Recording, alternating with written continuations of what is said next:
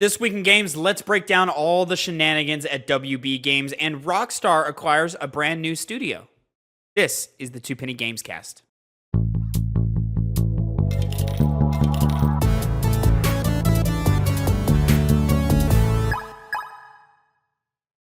What's poppin', players? Welcome back to the Two Penny Gamescast, episode 241. I am your host, Tavin Bothel, here with my good friend and co-host. Say hello to the people, Connor Elliott. Usually there is a pause in between actually starting the show and doing your stupid little intro thing.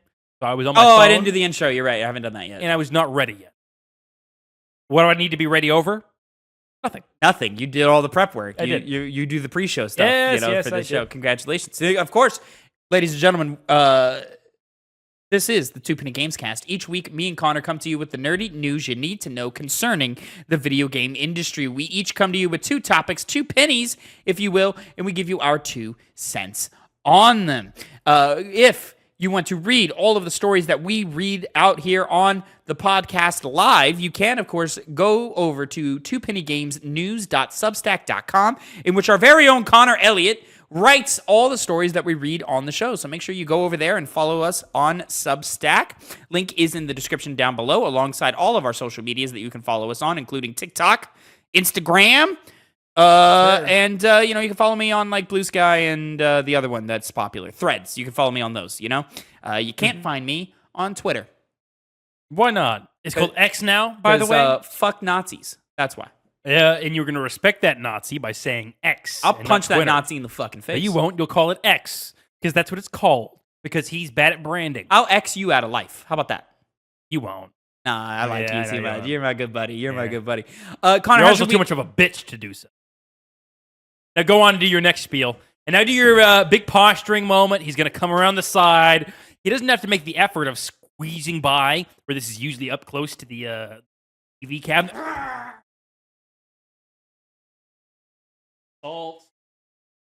Salt right there. And a man stays composed, regardless of the external factors that want to harm him. Now, to be fair, the only reason I stopped as soon as I did is because the dog immediately started freaking out. She started barking because she's stupid. She wasn't barking. She was going to. She didn't even whine. She just got up real... Oh, now she's whining. Yeah. Ahsoka, it's okay, baby. Lie down. We were just playing. He's got a baby eater. We were just playing, Ahsoka. In between eating I babies. love you. I know you're in the cage all day while we record. Babies. It's not... Whoa. What are you talking about? It's a pit bull and it eats babies. No, it doesn't. It does. Doesn't. Every day. She's One a day. She's very... But we are not here to talk about pit bulls. You can get this show every Tuesday, 8 a.m. Central Time, youtube.com/@2pennygames, and mainstream podcast services of your choice. And, of course, we record all of our podcasts live over at twitch.tv/2pennygames Monday afternoon. So make sure you follow us over on Twitch. Again, link is in the description down below so that you can interact with us in the chat, much like our weekly guest at this point, Mr. Einkoon, Enrique, in the chat. He hasn't been talking for hours. He dipped out as soon as we started our piggy bank. But that's an example of a show that you can watch. And, of course, you can watch things like our reviews, in which we will have one at the end of this episode, Connor. For what? Signalis. That's right, ladies and gentlemen. The Two Penny Gameclub, your monthly video game book club, is back with a little indie darling, Signalis. That'll be at the end of this episode. Or if you just want to catch the full review, it is on the YouTube channel right now, broken out into its own video. Connor, how was your week, my friend? I've had a good week playing Signalis and Kingdom Come Deliverance 2. Yeah? When am I getting a review for that Kingdom Come? Whenever I beat it. I have just seen a review, or like I saw a review. Like how you beat Baldur's Gate 3? Like how you beat Metaphor Refantasia? I will beat it here in the foreseeable future.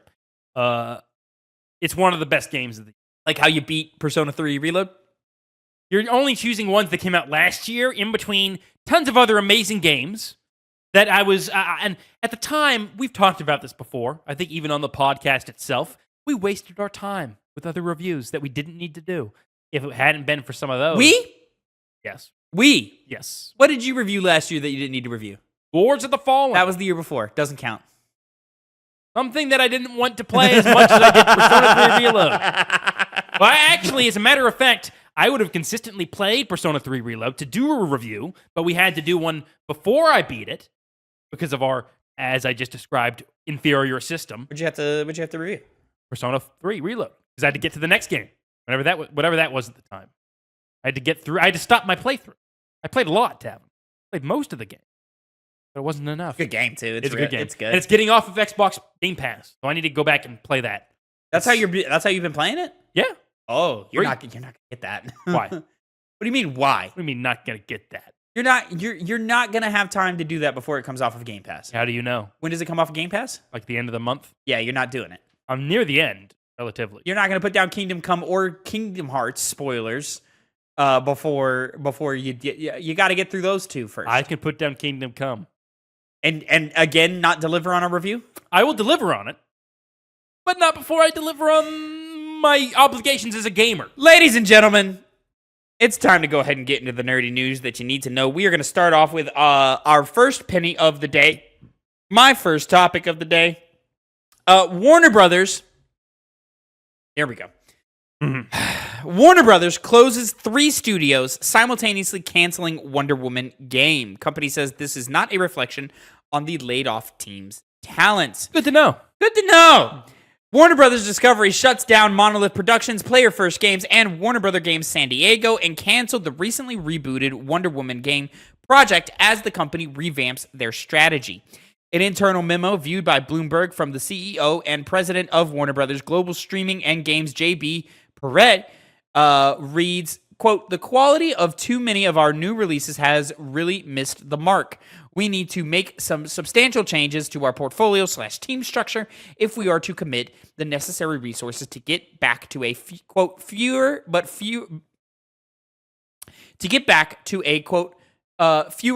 bigger franchises strategy," end quote.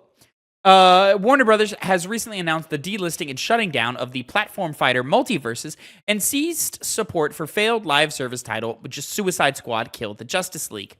Bloomberg's Jason Schreier previously held interviews with current and former Warner Brothers employees who indicated the nearly 10-year tenure of previous video game division head David Haddad and his unfocused direction for the department was the primary source for the company's current predicament. Haddad apparently prioritized games centered around existing Warner Brothers IPs as opposed to original IPs like the previously planned Monolith title that built upon Shadow of Mordor's Nemesis system, prompting the exodus of leadership from the company. Schreier elaborated on the root causes of the closures on the Kinda Funny Gamescast, saying, quote, "Last year, Suicide Squad was a humongous flop. They wrote off $200 million because of that. Multiverses and Quidditch Champions also both flopped, wrote off for another $100 million because of that. Last year was so bad that that is essentially what led to Warner Brothers ousting Haddad, and then everything that has just happened." A fourth quarter loss of $1.9 billion was reported by Warner Brothers, with overall revenue dropping by 2% to $10 billion. Monolith Productions was founded on October 25th, 1994, leaving behind a 30-year legacy during which they developed games such as the first 2 Fear games, the Condemned series Gotham City Imposters, really? Middle-earth Shadow of Mordor, and its sequel, Middle-earth Shadow of War. Monolith's LinkedIn page lists the workforce as being anywhere from 201 to 500 employees. Player First Games, founded in 2019, released Multiverse's open beta in early access in July of 2022 until it was suddenly pulled from stores. Before re-releasing the full game on May 8th, 2024, the game will have barely survived a year as it will be shut down on May 30th, with their LinkedIn displaying a workforce of 11 to 50 employees.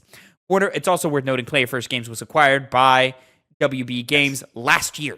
Yep. Warner Brothers had recently acquired the studio in July. Oh, you said that right there. I'm sorry. Yeah. Warner Brothers had recently acquired the studio in July of 2024. Similarly, founded in 2019, Warner Brothers Games San Diego had yet to release a game of their own, which their LinkedIn section declared their, quote, strive to make an impact on the future of AAA free-to-play games. The studio employed around 50 to 200 staff. Whew!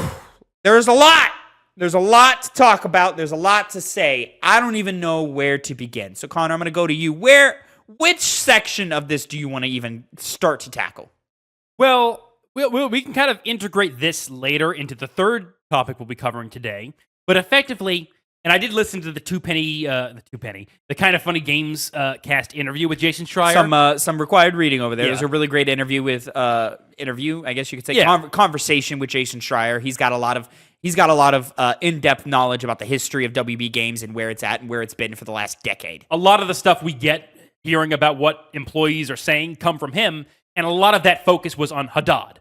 These past 10 years he's been in the company, he really just kind of ran it to the ground, being a typical CEO. Again, I'm kind of paraphrasing what Jason Schreier said in depth on Kind of Funny, and clearly it's just management made mistakes, and when it came time to pay up, it was the developers that had to pay the cost. And, it seems like they're going in a better direction now, but it's very soft comfort, especially when it comes to getting rid of a very storied developer like Monolith Studios. Yeah, well, had quality. The Shadow of Mordor games were received fairly well. Of course, Shadow of War had a lot of issues because of the microtransactions in that game going on, which they later took out. Yeah. And of course, their legacy before Shadow of War, the first two Fear games are very well received. We are fans of the cult classic Gotham City Imposters.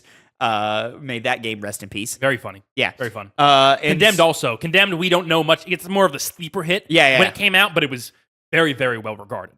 Exactly. So, this just, to me, sends off alarm bells and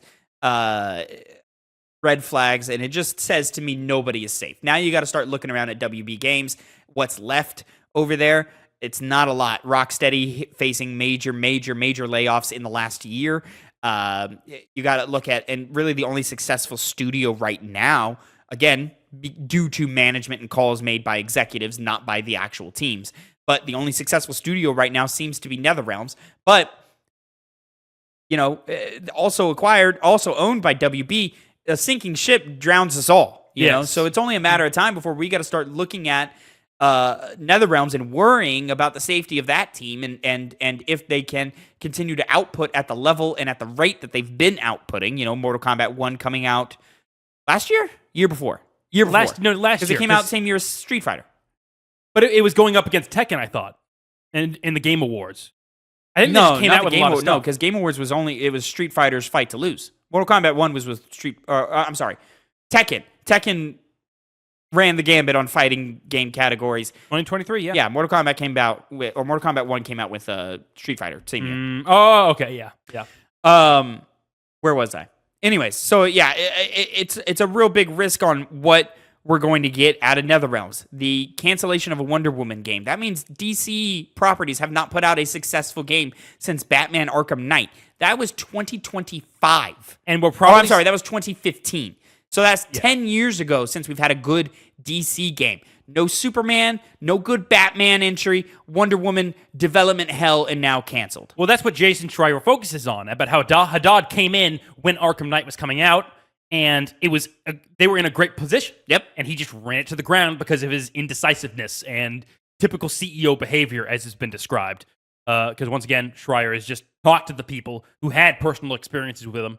And it seems like the executives at Warner Bros. Also were kind of tired of him and his lack of deciding on things. So, for example, the focus on existing IPs like Batman, which is what they're doing now, that's kind of what his mindset was at the time when Monolith was doing their own thing, playing around with that really interesting Nemesis system.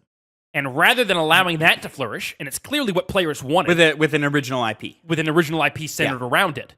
And they still tried to do that with the Wonder Woman game they were handled, but even that got shuttered in favor of the traditional action-adventure style gameplay, which frankly, at this point, has probably a lesser chance of success than going with something more new and unique. Who wants that? Exactly. And that's kind of the issue, where when even prime time IPs and superheroes like Spider-Man start facing fatigue from that type of game with Spider-Man 2. Now, granted, Spider-Man 2 still sold exceptionally well, and still critically received very well, right? But there is a percentage of the fan base that goes, "There's nothing new here," and is disappointed in that fact. Wonder Woman who has never had a clear depiction and never had a strong interpretation outside of comic books, who is going to care about a generic action adventure game like that? At least, I was hearing, through that same interview that, they were playing around with the Nemesis system kind of working in reverse for Wonder Woman. Whereas if you don't know, the Nemesis system in Shadow of Mordor, as you fought and killed enemies and they killed you, they became characters and they would come back and sort of like track you down or hunt you, or you'd fight them again. And if you like lopped off an arm, they'd come back with like a silver arm or a magic arm or something like that, right? Yeah. And they'd be like, "Oh, you bastard, I'm gonna get you this time." Or if they killed you, they'd be like, "Ha ha, you think this is gonna go any differently than last time, swine?" And they would get stronger. Yeah, they would get stronger and so forth. And there was a hierarchy between them. And if they killed you, they would rise in that hierarchy and so forth like that. The word is that they were working on something in reverse, where like you would make friends in Wonder Woman, and depending on how you helped them, they would get better or stronger, or they'd come back and remember what you did before. Which is extremely cool with that system because it feeds into the idea of what a superhero is. It's not just beating up the bad guys. Yep. It's turning people onto your side. And you can make many interesting things with it. And because some dumb dipshit CEO decided, no, we have to make money, and doesn't even know that can also be tied up in what the game creators make because they know how to make games, rely on them. Don't rely on your knowledge, which clearly wasn't sufficient at all. The only success he saw during his tenure was Hogwarts Legacy, nothing else, and that had Hogwarts attached to it. Financially, Harry Potter. Financially, phenomenally well done. Critically, it did okay. And going back to Jason Schreier, he says that's the reason why it gave him a bit of goodwill. If it had done bad, maybe he would have been axed, and we wouldn't be facing the situation here. 2 years ago or something like that, which I could totally see. But now you have to look at that IP, Harry Potter. It seems like that's a surefire thing. Hogwarts Legacy 2, probably a surefire success. You gotta wonder, there was a real hunger for a Harry Potter video game. And to the point to where Hogwarts Legacy success was not due to the quality of the game, but due to the ravenous of the fan base, right? Yes. And how badly they wanted to play a Harry Potter anything, right? They wanted to be a wizard running around Hogwarts and all those things. You have to even wonder if Hogwarts Legacy 2 is just a copy-paste game of the original, which is more missions or something like that. It's not going to do the same numbers. It just won't. It's as somebody who, we talk about this all the time, but at the end of the day, we're not ones who are capable of making a lot of these financial decisions in the boardroom for the most part. If they do that, I just would look at that and go, I know that. I know that was the main thing you needed to build upon, and that it was just the Hogwarts game, the only Hogwarts game where you can be in the school, came about, and that's what people were going to play, not the quality of the game itself. Yes. And so that'll just be, if they come out with their next game, because clearly it's going to come out. That is at this rate, it's probably going to be their next game, which is sad because of how long games take to develop, and it's just because they've canceled. I think NetherRealm's probably got something coming soon. I think they're just going to be using the cash cow of Mortal Kombat 1 for a little bit. We just did Mortal Kombat. You don't think they're going to do something new? Whether it be another Injustice or... Yeah. Well, that, I guess, would feed into the idea of them wanting to do more with their big IPs. It's DC Universe as a whole. Yeah. That'd be in line with their mission statement. We'll see. That's kind of... It's not a good thing when you're entirely hinging your support and your company's future or financial stability on a studio that just released a game. Especially with... not that good of an idea. Especially with all of the sort of like tumultuous releases that we've seen on DC properties front. And we're going to focus on that because that's where the majority of the game releases have been in the last couple of years. I'm going to say right now, the next Harry Potter game also won't do well, whether it comes from Avalanche or whether it comes from somebody else. No? I don't think it will. Because unless they severely upgrade what Hogwarts Legacy was, there's no way. But it seems like Hogwarts Legacy has a lot to build upon to make it better. They do, yeah. They could put in a, gameplay loop that isn't from 2003. Yeah. That would be nice. But I just don't see how it's possible for Harry Potter to reach those heights again. It just doesn't make a lot of sense to me. So now you look at DC and its portfolio. No Superman in sight. Nobody can figure out how to make a Superman game, right? Mm-hmm. That sucks because he's the one that people are kind of yearning for to kind of see what that would be like, Yeah. There was Unreal Engine 4 footage recently that of a Superman tech demo of him flying through the sky and seeing how fast the world could load and so forth, and that got a Superman fan base kind of talking about it and going, man, we'd really like something like this, but nothing. There's been multiple leaked Batman games of different statures and so forth, of one where you're supposed to play as Damian Wayne and one where a Batman shadow focused game or something like that. Like, there's just been a bunch of Batman leaked games and so forth.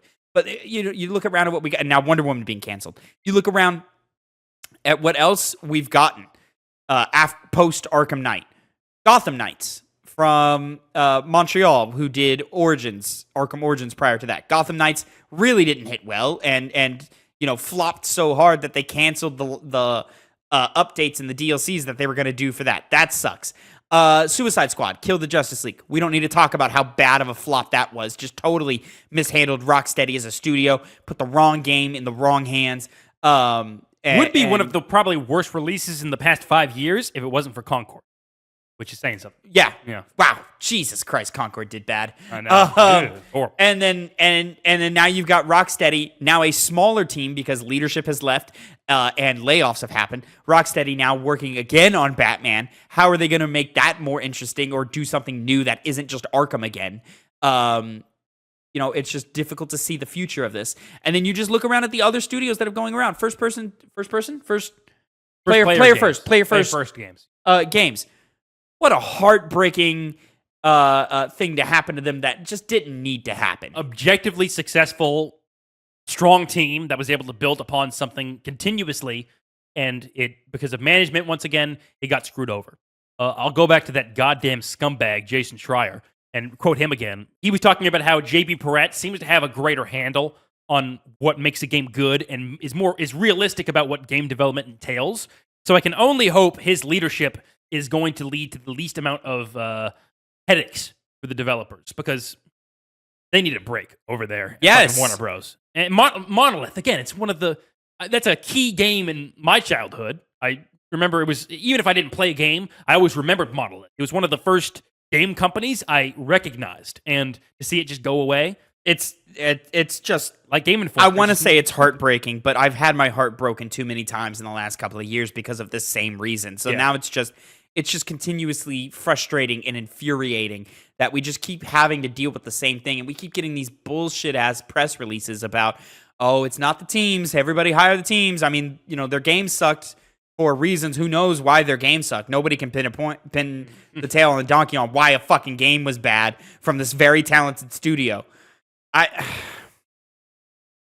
don't know. I at this rate, like, did I even say, I said it last week, right? Where I had the conversation about, who did we talk about shutting down last week? And see how fast it happens that I can't even remember when it happens and so forth. It was very similar to Player First Games. I keep mixing it up. Yeah. Just look at what we did. I can go to Substack. And what we did last week and so forth. But like, there's no other industry in the world that acts this way. No other entertainment medium that acts this way. Whether it's movies, whether it's books, whether it's television, even the music industry doesn't operate this way, where they punish their big players as much as the video game industry does. And it's just so fucking infuriating that every other week we got to come in here with a studio of another 100 people laid off, another talented studio gone, another IP shelved, another, this time, game mechanic that was truly revolutionary. You'll never see it again. It'll never come back. And so if you don't play Shadow of Mordor, you'll never know how ingenious that system was. And it's impossible. I don't see how it would possibly be possible for those things to come back. And then you look at just WB Games in its entirety. A lot of these studios have now based their entire lineage in IP. NetherRealms, you think of Mortal Kombat. Rocksteady, you think of Batman. Avalanche, you now think of Harry Potter, and so on and so forth. It's been rumored for years that WB has been looking to sell off its games division forever. Yes. Right? But the IP's not going with that, or the rights to video games via IP are not going with that. So they can't sell because you want the Batman studio to make a Batman game, and buying them and them not making a Batman game seems like a wasted purchase, right? Now, I personally don't agree with that, but I can understand how an executive would think that way if they're looking to acquire. You know what I'm saying? Right. I truly believe that if Rocksteady wanted to do an original IP, they would knock it out of the park. if Monolith, whatever their original IP was going to be, I'm sure it would have been at the very least interesting, right? And it's just so frustrating that we keep seeing these benchmarks in business come up and then totally flop and fall on their face, and then all of a sudden we've had how many canceled games just in the last 6 months, bro, of like really big titles that were supposed to go do something and they're gone. And it's not going to stop. And these poor employees who now have 5, 6, 7, 10 years where they worked for a studio and nothing came out. Like, so they've just got a 10-year gap. They can't point to any of their work for the last 9, 10 years because nothing came out. Yeah, right. It was the NetEase Seattle team. That was the only thing we That's talked what it was. about. Yeah. That's what it was. I thought it was something else, but that was the Worlds Untold and Jar of Sparks no longer being published by NetEase, but they're still around. Which I'll reiterate this before we move on. I just always think of what happened recently with Saber Interactive and Embracer Group. Embracer Groups obviously hadn't been doing the best in their games division. Saber Interactive was clearly getting ready to do some good with Space Marine 2. And yet, basically what happened was they let them go. They're independent now. And every single time I see this, I think to myself, okay, they have IPs that they've been working on that are owned by Warner Bros., but why does the company need to go as well? Is this a fact of reality? I feel like it doesn't have to be, since we already have an instance of it not being the case. And again, with you can't just let a company go. Yeah, that. The company has to want to go independent. They got to have the infrastructure to go independent. They got to have the manpower to go independent. You can't, like, Saber is a unique case there. But even with like Jar of Sparks and Worlds Untold, they lost their publisher and they're looking for a new one, but they're not out. If Monolith has a team of people that know how to make good games, and so if they at least had the opportunity to be bought out by somebody, someone might have taken it, especially if it would have been at a cheaper deal than they otherwise would have gotten. I mean, we've been talking for the last couple of weeks now. There's just no money. Like, I don't think anybody's looking. Next story flies in the face of this statement, but I don't think there's anybody really looking to acquire studios outside of previously built relationships. You know what I'm saying? So, that being the case, Monolith has not only name brand, but they've worked with people before. It's not like they just came about a couple of years ago. They're storied enough to where I think they would have that goodwill in the industry. They don't have connection. Monolith doesn't have the relationship with PlayStation that Insomniac had with PlayStation prior to Insomniac's acquisition. True. This next story that we're going to get into about Rockstar that broke today, this dev studio has a relationship and is much smaller with Rockstar, in which this acquisition makes sense. You know what I'm saying? And Xbox, I would wager, is done acquiring random studios for a little while now, because clearly that they got way too big for their own britches there in that case. So, Connor, we're going to move on to topic number 2. Again, my second penny of the day. Rockstar purchases fellow developer, rebranding as Rockstar Australia. Rockstar Games acquires Australian-based studio Video Games Deluxe, renaming to Rockstar Australia.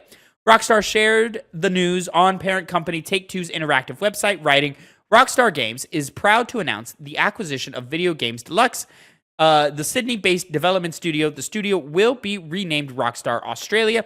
Video Games Deluxe has worked with Rockstar Games on some of its most memorable titles, including 2017 re-releases of L.A. Noire, The VR Case Files, and most recently on upgrades to Grand Theft Auto, the Trilogy, the Definitive Edition, for iOS and Android, Netflix, and modern consoles.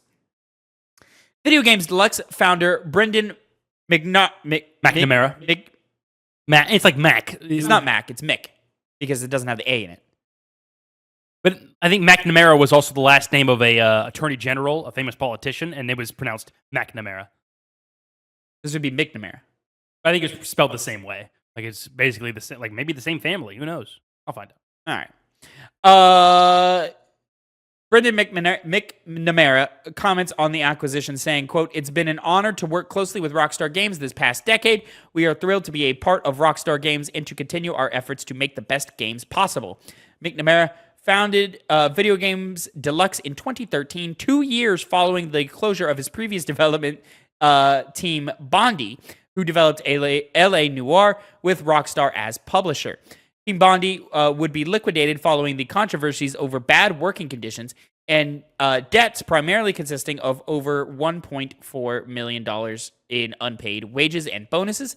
Video Games Deluxe was outsourced to create L.A. Noire, the VR case files in 2017 before going on to develop Grand Theft Auto, the trilogy, the definitive editions for iOS and Android devices. Quote, after working together closely over many years, we are excited to have Video Games Deluxe join the team as Rockstar Australia, says Rockstar Games head of publishing Jennifer Colby. I think it is McNamara because that's the name of the other person. It's hard to say sometimes. I mean, it's usually it's Mick. If there's no A, if there's an A, then you go Mac. Wait, how about he tells us what his name is supposed to sound like? How about he gets bent? Right? Well, speaking of him, because one of the things I was finding out when the last company went defunct, and it seemed like, well, these issues they had, wouldn't he be the root cause of it? He also had like payments that he never got. Like almost about $100,000 worth or something like that. So I don't know exactly how it went through, or if just because he was the founder, you had like the board of directors that, led to that problem of wages not being properly paid. So it seems reasonable that's... What was his role with Team Bondi? He was the founder. He was like, that was the weird thing. But obviously he doesn't seem to be the person who was the cause of it, seeing as how even with working conditions... if he's in leadership team, he plays a part in that. So that's concerning, and so forth. But, if this creates security for now Rockstar Australia, great. Rockstar, to my knowledge, hasn't laid off a lot of people recently, as far as I can think of. So I think they did one time in like 2023 or something like that. That maybe, a little small reduction and so forth. So, but it's nothing on a major scale of any kind. QA testers? They always seem to get the boot. QA testers usually get pretty screwed at some point. And of course, in a post-pandemic world, moderately understandable that some money shored up on you or something, and you had to put large costs into transitioning to working from home or something like that. I don't know. It's just with the state of industry we are at now, I hear studio acquired and alarm bells go off in my brain. Yes. And I go, uh-oh, that means layoffs are coming. That means a studio closure is coming in a year or a year and a half or something like that, But in terms of Rockstar's portfolio, getting a nice little porting house that does, fun little VR games every once in a while. Yeah, sure, why not? Have them work to, continue Grand Theft Auto content drip that will eventually happen for GTA 6, or have them improve the GTA trilogy, or move more titles to more modern consoles like Grand Theft Auto 4 or Chinatown or something, or Chinatown Wars or something like that. Who knows? I feel like Rockstar would want to make more games than just Grand Theft Auto, especially because I feel with 6, they probably won't make one for at least as long as it's been since the 5th game. Oh, we're going to have 6 for a decade. Yeah, because it's especially with how technology's advanced and it's kind of hitting the limit for the moment. And so there may not be a reason to update that game for quite some time. So security is good for these guys. In an industry where that's not the case. Possible security.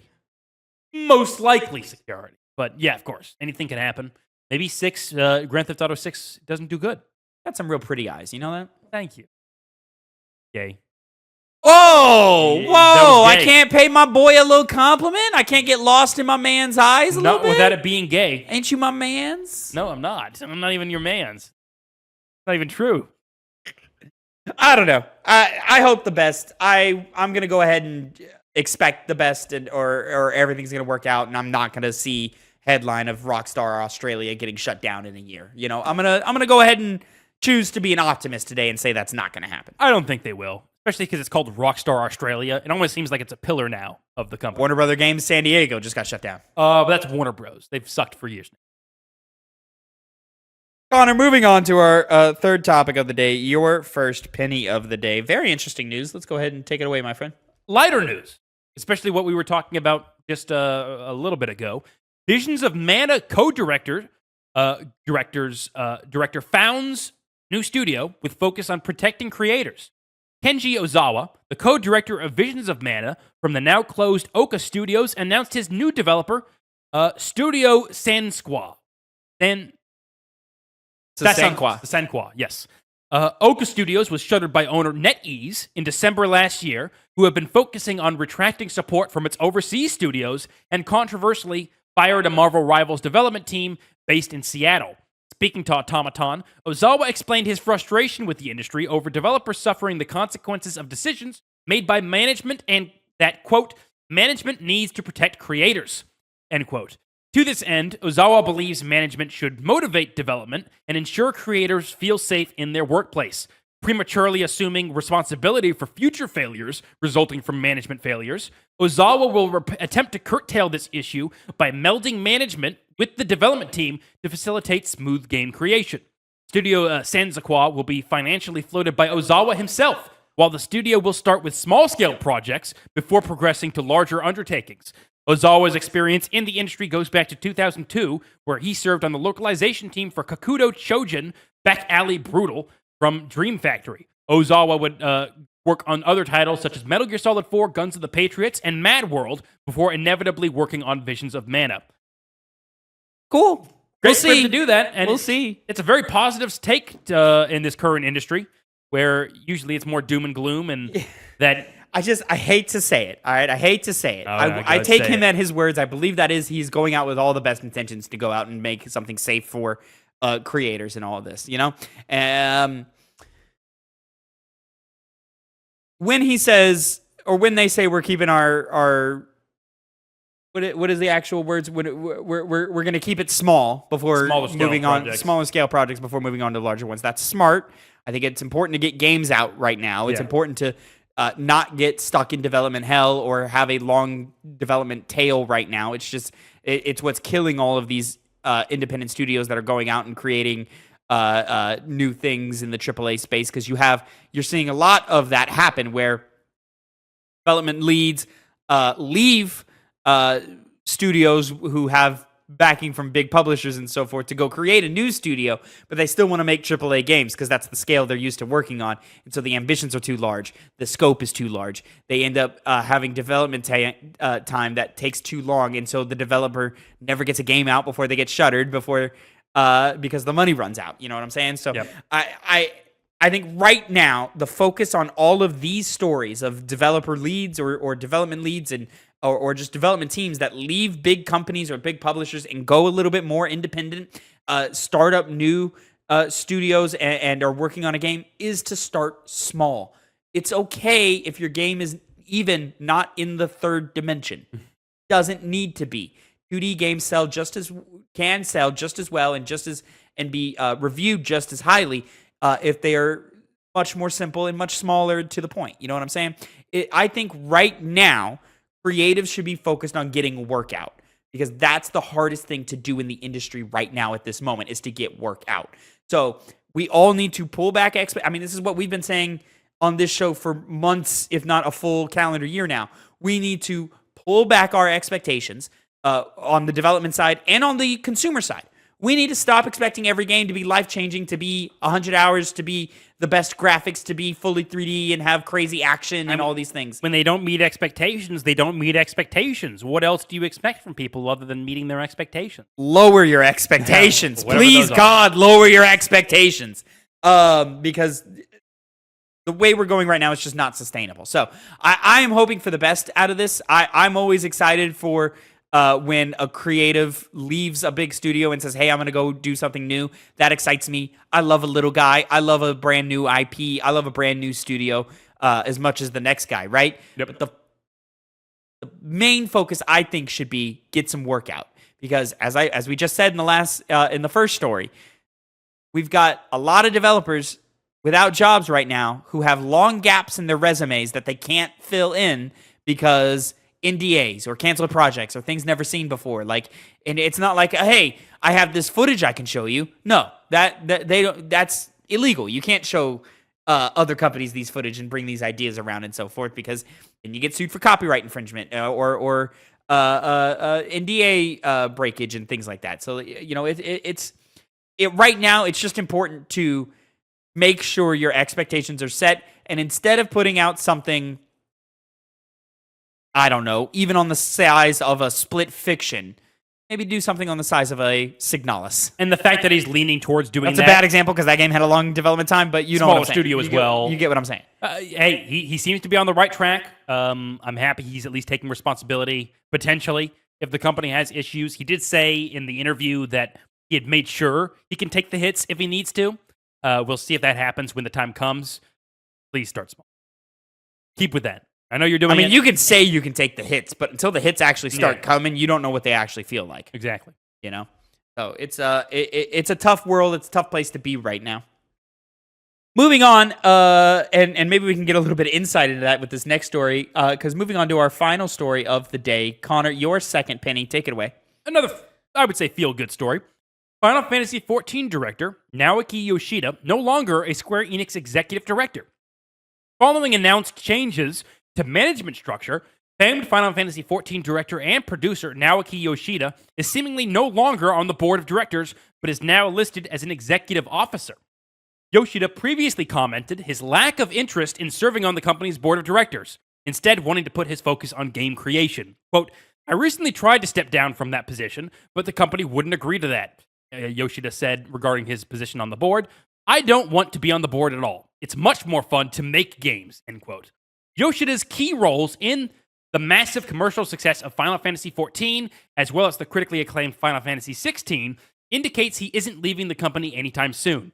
Here, there is a list. I'll go ahead and read it real quickly. You have the president and representative director being Takashi Kiryu, and a bunch of the executive officers being Yosuke Saito, Hajime Seiki, Toshiyuki Hirasawa, Katsuyoshi Matsura, Yu Miyake, and Naoki Yoshida serving as the executive officer. Some of these people got some long-ass names. I know. The management restructuring efforts are centered around a hawkish shift to multi-platform titles and consistent releases of AAA games. A management committee comprised of the names shown above will ensure the refocusing efforts are properly implemented.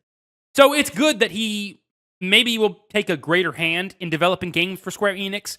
Square Enix is kind of in a weird position where they've made great games, fantastic, amazing games, but the commercial success of them has been...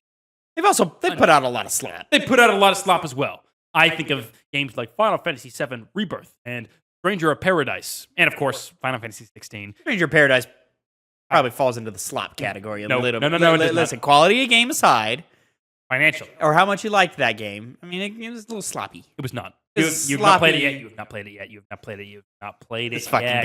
guy.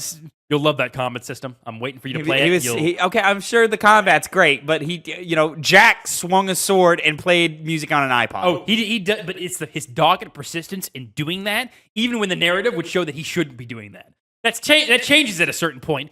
I'll say it again. This has nothing to do with the story. There's a scene where one of your characters, one of your party members, gets forward and says, "You guys know I have an open mind," and I have to say something.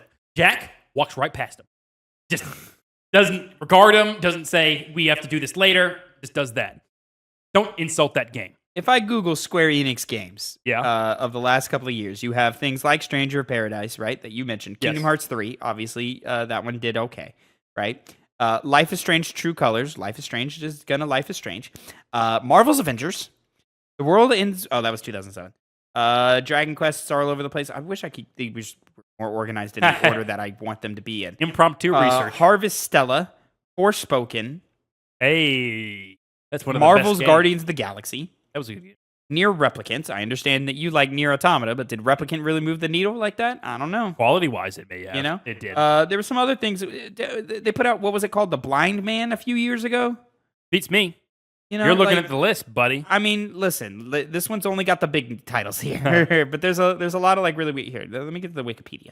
Well, even aside from whatever their catalog might be these past couple of years, it'll be good to get such a great creative mind like Naoki back in the creative seat. Yeah, I agree with that. He was responsible, I believe, for turning Final Fantasy XIV around, unless that was somebody else and he just took charge during its heyday.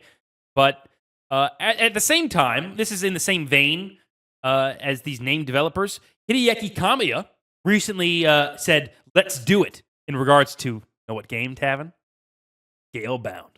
Working with Microsoft on it. He was in Platinum Games. He left it. He was a great mind there. Platinum Games is a company that's definitely been going in the wrong direction and he's getting back into the realm of video game design. So, some games Square Enix has put out in the last couple of years. Emberstoria, don't know what that is, which is a problem. Romancing Saga 2, Revenge of the Seven. Visions of Mana, which didn't really move the needle. They closed the studio that did it. Did they really? That was the thing with the last story. Oh, shit. I guess, Foam Stars was the publisher, I thought. Remember Foam Stars? I do. Star Ocean, the second story, R, which, was received well, but did it move the needle? Oh, the Visions of Mana thing was the old one, I bet.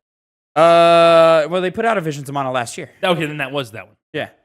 Forspoken, like we talked about, Crisis Core Final Fantasy VII, Dragon Quest Treasures, Tactics Ogre Reborn, Harvest Stella, Star Ocean, The Divine Force, Valkyrie Elysium, The Diofield Chronicle, Various Day Life. Stop me when you hear a game that you recognize, all right? Diofield Chronicles. Did you really? Yeah. Oh, okay, good for you. Voice of Cards, The Beasts of Burden, Live Alive. Alive. Jesus Christ, what the fuck is that? You remember that one? It was the one. No, I know Live Alive. I know Live Alive. I'm sorry. I was on the next one. The Centennial Case, a Shijima Story. Chrono Cross, The Radical Dreamers Edition. Strangers of Paradise. Chocobo GP. Hey. Triangle Strategy. Babylon's Fall. Bad. Listen, my point is, in between all of the Final Fantasy and Dragon Quests, there's a bunch of games that most people haven't heard of, and games that flopped really, really badly. Well, listen, Tavin, the whole bit here, all right, is they're going back to AAA titles. A lot of the things you said to rag on them. I mean, we've been talking about Square Enix's strategy to limit the catalog for the last couple of months now. Yeah. That's been their thing, is they're going to focus, they're going to Final Fantasy us to death, because they're like, hey, we need to figure out how this thing is going to work and going to sell. And I almost guarantee you, Connor, previews came out today for it. I can guarantee you they are looking at Clair Obscur Expedition 33 and seeing if they can learn something from that. Yeah. They should. They should. Even if it's not the best game or as good as some Final Fantasy games. Previews are really glowing. But even so, that combat system, the gameplay system, I should say, you got it down so amazingly back in the day. And people like that stuff. Bring it back. Bring it back. Yep. It's that or kind of like what they were doing with 12. You would know. Yeah. Or 7 Remake / Rebirth. I would love that. I would love that too. That's a complicated system. It is. And you know what's not complicated, Connor? Our review of Signalis, which we are about to get into right now. That's right, ladies and gentlemen, the Two Penny complicated. Our review? Our review, kind of complicated. The game design, maybe not so much complicated, but we're about to get all into that. I don't want to spoil anything. So, ladies and gentlemen, I'll remind you that this is the Two Penny Gamescast. Each week, me and Connor come to you with the nerdy news you need to know concerning the video game industry. Please comment down below so that we can engage with you in your own two pennies. Make sure to like, subscribe, and follow us for more. And until next time, have a great time, but don't go anywhere. Connor, say goodbye to the people, but not really. Go masturbate to Monster Hunter Wilds characters. What the fuck is wrong with you? Monster Hunter Wilds is out. Go masturbate. That's to not even the game you what is there to masturbate to Monster Hunter? Have you seen the women and the men in that? Well, have you seen the women in that game? No, I've seen the monsters. Oh, come on, Tab. Come on. You've seen the women. I've not. Then you'll find out, and you'll know immediately what I will if and when I can ever play fucking Monster Hunter Wilds, which apparently isn't anytime soon. Thanks, Phil. Oh, yeah. Stay tuned to the end of the episode to find out. Anyways, until next time, have a great time. Bye. Don't go anywhere. What's poppin', players? Welcome back to a Two Penny Game Club, your monthly video game book club. I am your host, Tavin Bothel, here with my good friends and co-hosts. Say hello to the people, Connor, Elliott. Hi, guys. How you doing on this wonderful review day? Review day. It's a big day. Game Club day. Very excited. One of my favorite show that we do by far. Say that every fucking time. Also say hello to the people, Phil Shoemaker. Good friends, huh? Good friends. I'm kidding. Yeah. Of course. Wow. Best friends. Wow. Shooting from the hip today. Okay. Well, having fun. Having fun. Ladies and gentlemen, of course, this month's review is centered around Signalis, a quaint little indie game that we're going to get into here in just a bit. But if you don't know, The Two Penny Game Club is, of course, your monthly video game book club in which during the month, me and these other two fine gentlemen play a video game in the background and come to you at the beginning of each new month with our review, all of our thoughts on it, and then we rank it amongst the other games in the series. Please make sure you like, subscribe, drop a comment down below what you think of Signalis and the rankings at the end of the game, or at the end of the show. And let us know your own personal rankings of all these things, and play alongside with us as we entertain next month's game, which will be Phil's pick, because of course we alternate picks between a spinner wheel and then one of us picks. Signalis came up because of a spinner wheel, and we'll get into that bit. Tavin, We'll get into that. I hate to interrupt you. I think we might have to take a break for Connor to check his pants No, because he just ripped ass. I always do it, and very every single loudly. He time. rips ass all the time.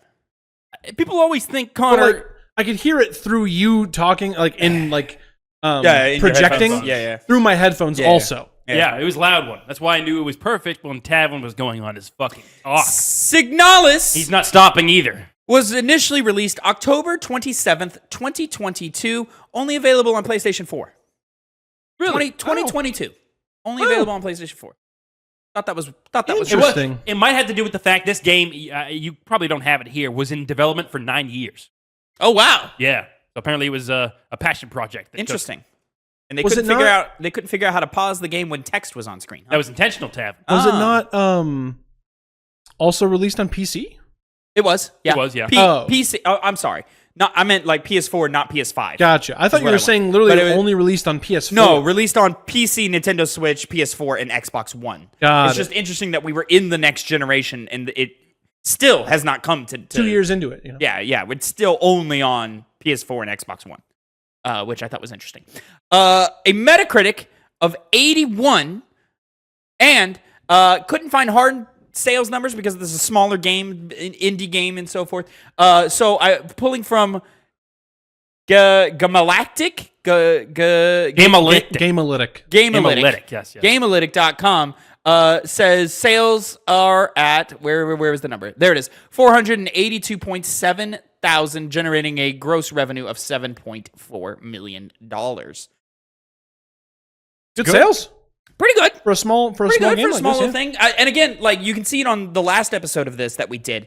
I have not really heard of this game before. I mean, maybe it came up in a showcase, and I like when I saw that showcase, went, "Oh, that looked interesting. Maybe I'll check it out." And then it immediately left my mind, and I never checked it out. Yeah. I think so, me like, personally, it's kind of a game out of time where I didn't realize this game only released like 3 years ago. Yeah, I didn't either. I thought it was like pre-pandemic, like or like during pandemic. I know about this game because I all of a sudden started getting animations of the Android characters and the Gestalt characters. In what? Interacting. No, not that. Like cutesy little romantic videos. Okay. I'm not even joking. That's all. And I was like, "What is this?" And I looked it up. Romantic. That was the thing because it was like wholesome stuff, and then I go to the gameplay and it's like dark, Yeah. like dark tone. Fucking stuff screaming at you. Exactly. I was like, Jesus. And then that was my first intro into it. Getting into it, gentlemen. I'll go ahead and start it. I didn't check. Well, you can look at his ugly mug. Both me and Phil's beautiful faces are off to the side. I'm sorry. I should have actually started with Phil, you and I played it on PS4. The PS4 version on our version, PS5s, yeah. Connor, you played on PC. I did. Yeah. Does anybody have like hour counts and your endings available to you? I was pushing 11 hours. I was 10 hours, 30 something. I believe mine was pushing 13, like it was a little under 13. Mine is also that. So it's funny they keep two different timers for you. So it says total game time, which is the time that read on my save, 18 hours 10 minutes. I left the game on because my total active play time was 12 hours 47 minutes. And even then, I probably that's probably a little bit inflated also because there'd be times where like, you know, you go to read something and then I'm like, all right, let me put the controller down. I'm gonna scroll on, you know, social media for a little bit and then get back to it. It told me I got the memory ending. I got that as well. Connor got that as well. I got the promise ending. Yes, which is the good ending, but not really good. I mean, it fulfills the promise. It does, you know? yes. You know, so we're gonna get into that in a little bit, but first, I don't know what the different endings? I don't entail? fully know them either. I know the difference between the endings that we all three got, or the two endings that the three of us got here. I know the difference between that because me and Connor have a conversation, but I don't know anything other than that. But we'll hold on that until we actually get through our little mini reviews here. Ladies and gentlemen, I would say Signalis is a fine game. Of course, this is a game that is a survival horror game inspired by classic Resident Evil and even classic Silent Hill. At a certain point. And so if you're into that, if you're looking for something to scratch that itch, I do think Signalis is a solid time for that. But there's just very little that Signalis does that I think improves on that formula or really even replicates that formula in any like spectacular way. I think that for the most part, the gameplay does what it needs to do and literally nothing more than that. It in terms of like level design or progressing through the environments, of course, you have locked doors all around you. You got to figure out your way through these scary environments as like monsters are hunting you and so forth. I just found it very repetitive in how they choose to solve each of the room and each screen's problems. And I found generally the atmosphere to be not lacking, but just unimpressive. I was very rarely absorbed in the world of Signalis. I think its attempt at narrative and being sort of limited in its narrative and causing the player to be very investigative in what's going on is nice. It's a cool switch up, and I think it adds more complexity and depth than what we would get in a Resident Evil game. So I do appreciate that. I appreciate the animated art style and the choices that they went in that, but the actual in-game art style I think is just fine. Like, it works. You can read what's on screen well enough, but I think a lot of the monster designs are pretty generic and very, very repetitive. I think the moment-to-moment gameplay is okay. I prefer everything that I played in the Resident Evil 1 remake for GameCube that we did earlier in this series, just entirely. I found it difficult to aim in this game, Connor. I know it was a little bit different for you being on PC. It's a little bit more cursor focused, whereas here it's straight up a twin stick shooter. And I just found switching from enemy to enemy targets on who I specifically wanted to shoot to be difficult at times. And yeah, I just think there's nothing inherently wrong with this game, but I don't think there's all that much impressive with this game either. For me, this falls into a similar territory that Dead Cells falls into, but I think Dead Cells is a more fun game to play, where this is it's a good game. And there's not a whole lot more to say past that. If you're into this type of game, if you want this type of experience, sure, I recommend it, but I don't think that this game does anything more special than what we've seen in the past. And that's kind of disappointing, being, 30 years separated from the game that established the blueprint. Like, for us to not be able to match that quality is just slightly disappointing for me. But Connor, I want to know how you felt after your whole experience here. I thought it was a great little game. I thoroughly enjoyed the aesthetics of it, of the tone of the game. I enjoyed the degradation that goes on as you continue through the narrative, which I am always a fan of interactive storytelling or environmental storytelling. One of the big key reasons I love the FromSoft games is it allows you to just, through the exploration of the world, kind of piece things together on your own. This does it in a lot more straight way, where you can kind of understand by the end of what's going on, despite the fact that there's very little dialogue, even when it is spoken. Even if you're not paying that much attention, you can piece things together. Yeah, exactly. A lot of the weirdness of the plot comes in with the end. Again, we'll talk about that later. Going back to the gameplay experience, I found it to be very entertaining. I found it, I did it differently than Tavin did, whereas he felt he needed to go through the combat every single time he encountered enemies. I found that's not 100% true. I just found that I found that I was forced to engage in combat more than you. Fair enough. But the whole sneaking around enemies thing, I still did some of that, but less. Yeah, and I enjoy gameplay that is a mixture of, maybe not the most in-depth combat system, but melded with a way to avoid them, to where it's more of a survival horror experience where you're not using up unnecessary amount of supplies. I felt like the game gave you enough room to be able to wiggle around and not exactly be caught into one type of play style, despite these games generally requiring it. What am I saying? These games, they can come into an issue like the recent Silent Hill 2 with being basically impossible to get past enemies, Yeah. so you got to kill them. But something like Resident Evil, as you were talking about, you have that same gameplay in effect. The risk reward of, do I spend the resources to make this room safe, Yes. or do I conserve them for later on when I might need them a little bit more? Yeah, and I felt the game was structured in a pretty understanding way. I always had an idea of what I was doing. Very often with these games, especially in this one, where at one point they take away your map, you can be kind of confused at what exactly to do, what part works where. But it's pretty intuitive. That part definitely took me the longest to get through. Which did? The part without a map. Yeah, and that was for that, it was because I just didn't realize what I needed to do with the room that I kept glancing over. But for the most part, the mini games and the puzzles are entertaining. I found myself enjoying all of them. I didn't really have one that I was like, this fucking sucks. I hope I never do this again. You only do them once. I was going to say, each one you only do once, so you don't have to worry about doing it again. Never have to worry about that. In that way, they didn't overstay their welcome, but also for me, that's kind of a double-edged sword where like, oh man, I really like this. I would actually like to do this one again, but it never shows up again. I'm fine with them not going away, or I'm fine with them going away. There just needed to be more. There's not enough.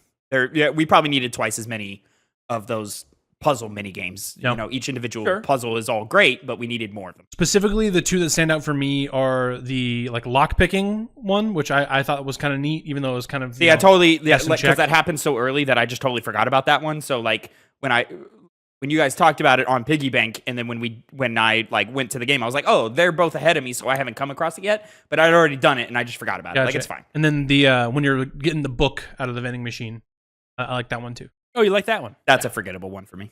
I thoroughly enjoyed the where you're aligning the antennas. Yeah. Try and cross-reference them to. Oh, that one confused me because I'm an idiot. I thought the radio frequency came after you aligned them, and it comes before. And I was like, oh, okay. And that's the other thing in regards to gameplay. The inclusion of the radio at random points. And it's always shocking when it happens. You'll have enemies that are psychically damaging you. And those enemies are so annoying. They are, but I found it fun to deal with it because your screen would be flushed with tons of letters and words, and occasionally a radio signal would be brought up, and you would have to switch to that radio to kind of start beating them, whittling down their health, and preventing you from taking more damage. And they changed it up by throwing you in rooms where you fought enemies while that was going on. But each time it did that, it, like the rest of the game, never felt like you needed to kill those enemies. You just needed to position yourself correctly and juggle between those two things. And when those gameplay moments came into play, I enjoyed them pretty thoroughly. See, sorry, those enemies in particular, like in the whole radio gimmick, which I like. I kind of have a love-hate relationship with it. Yeah. But it's not the game's fault. We're gonna get to you. Okay. Well, I will finish it up because before we get into the really nitty-gritty of things, usually how these conversations go, we highlight what we like, maybe what we don't like, and then extrapolate from there. The biggest issue I have with this game is it doesn't work that efficiently into its genre. It's a horror game, and I was never scared. Usually, at least with horror games that are at a baseline scary, even if you can get over that hump, you have to play through the first, at the very least, third of the game, maybe halfway through the game, before you go, okay, I'm not going to get, jumpy anymore. I know what I'm dealing with here. This is no longer scary. Resident Evil hit that point in like the last third of the game. When you got thrown the hunters, that was the final bit where it's like, okay, that's more than third, honestly. Like near the end. Either way. I think you're confusing the hunters with the bug things in the lab. Yeah. The hunters are in the mansion. Yeah. That happens like less than halfway through. Really? Yes. Yeah, and the hunters are scary. Yeah, they are scary as fuck. And that's kind of the thing. It never at any point in time was making me scared. Which when you're a horror game, that has to mark against you. When you're trying to be scary and you're just not really capable of doing it and relying way too much on the heavy screams of the enemies and repetitive music, which they could have made that more scary by switching it up. So you never know, because that instills within you like a fear of the unknown. A new soundtrack of what am I dealing with here? You would do that with bosses, of course, but regular enemy encounters, it was always the same. And so when you're trying to make a horror game, that really marks against it, as I was saying before, because when you play a horror game, you go in expecting to be scared to a degree, and it just did not perform that function well at all. And that's the biggest thing I take away from it as far as the structure of the game. Phil, where were you at with Signalis? So I actually really liked it. I would call this one a good game. I really like kind of the Connor was mentioning kind of like the environmental like storytelling, but like the environmental horror. It's almost like an Eldritch kind of horror feel. It literally references The King in Yellow. Yes, which is like it wasn't directly H.P. Lovecraft, but it was like in the same vein. Yeah, I read a little bit of it. I was going to read all of it. I just beat the game yesterday, and that didn't pan out because it's long. But I'll let you continue your thoughts. But yeah, so I really dug like that aspect. Sure, like the repetitive music was still suitably tense. Like in moments, like it would still kind of like get my heart rate up a little bit, like I could feel it. But like towards the end, I kind of found the screams just like annoying. Yeah. I also like in terms of you mentioning Tavin that you were kind of forced to interact with combat more than Connor did. I guess I also had like a similar experience as Connor where I wasn't necessarily fighting things, but like I wasn't always just necessarily sneaking past them either because they were still coming at me. But there's a move where you can just push them out of the way and you can just rush by them. Yeah. And so that was what I was doing primarily. I didn't kill, aside from like a few of them in the first area. After that, I didn't kill any enemy that wasn't in a boss room. Damn. And for better or worse, if they're next to a save room, they're dying. Oh yeah, because I need a safe haven. Same here. Gotcha. No, yeah. So the bit underneath, like right after you jump in the hole and like you're in like this weird like prison looking area, in one of the rooms where you get one of the rings, it was almost impossible because like I would go and try to get this ring and enemies are just crowding around me and I can't pick it up without them hitting me and knocking me off the prompt. So I'm like, fuck, I got to go around and train them all again and push one out of the way and then really quick do it again and then do another loop just so I can have a safe escape. I don't know if I mentioned I played this one on survival difficulty just because I was trying to get the trophy and platinum knocked out. Still got fucked over because the default inventory setting was one that I had to change to what they call classic, which I think Tavin mentioned in Discord last night that it just changes the flashlight from the flashlight and the like eyeball thing, the camera thing, which is actually a really nice tool. Yeah, but it's almost useless because you can just take photos with your PlayStation. Yeah, I used it in one puzzle. The one I saw. Yeah, the sundial one with the tarot cards and stuff. At the end, the one puzzle I used it in. For the most of the game, it stayed in the box. I think I picked up one, and the other one I was like, oh, you're useless. I'm not going to pick you up. Mm-hmm. But what was I going to say? I mentioned something else. Radio is what you were talking about. Oh, yeah. Okay, so I have kind of a love-hate relationship with the radio. But that's not the game's fault. It's my controller's fault because one of my controllers, the right on the D-pad, doesn't work. Oh. So stop using that controller? Right. But the PlayStation 5 controllers don't last very long, so I have to use a different controller to then plug that one that has the D-pad that doesn't work. Then I would. I don't have that. I mean, sometimes I have that problem, but I don't always have that problem. Like with the battery power on the controllers, like because it's like, how long is a PlayStation or how long is a play session? 2 or 3 hours. That usually lasts the whole time, and then I put the console in rest mode and I plug it in and it charges and it's ready to go the next time I use it. I don't know. I felt like I was switching controllers all the time. I also just use it. I just keep it plugged in while I don't have my cord anymore, so I can't do that. Get a long one. It's like $15. Well, the thing is, what's weird is, I'll finish my thoughts on the game and we'll get into the whole controller debacle. Sure. But, I really enjoyed my time with this game. I'm not typically a survival horror guy. I'm not a big scary game fan.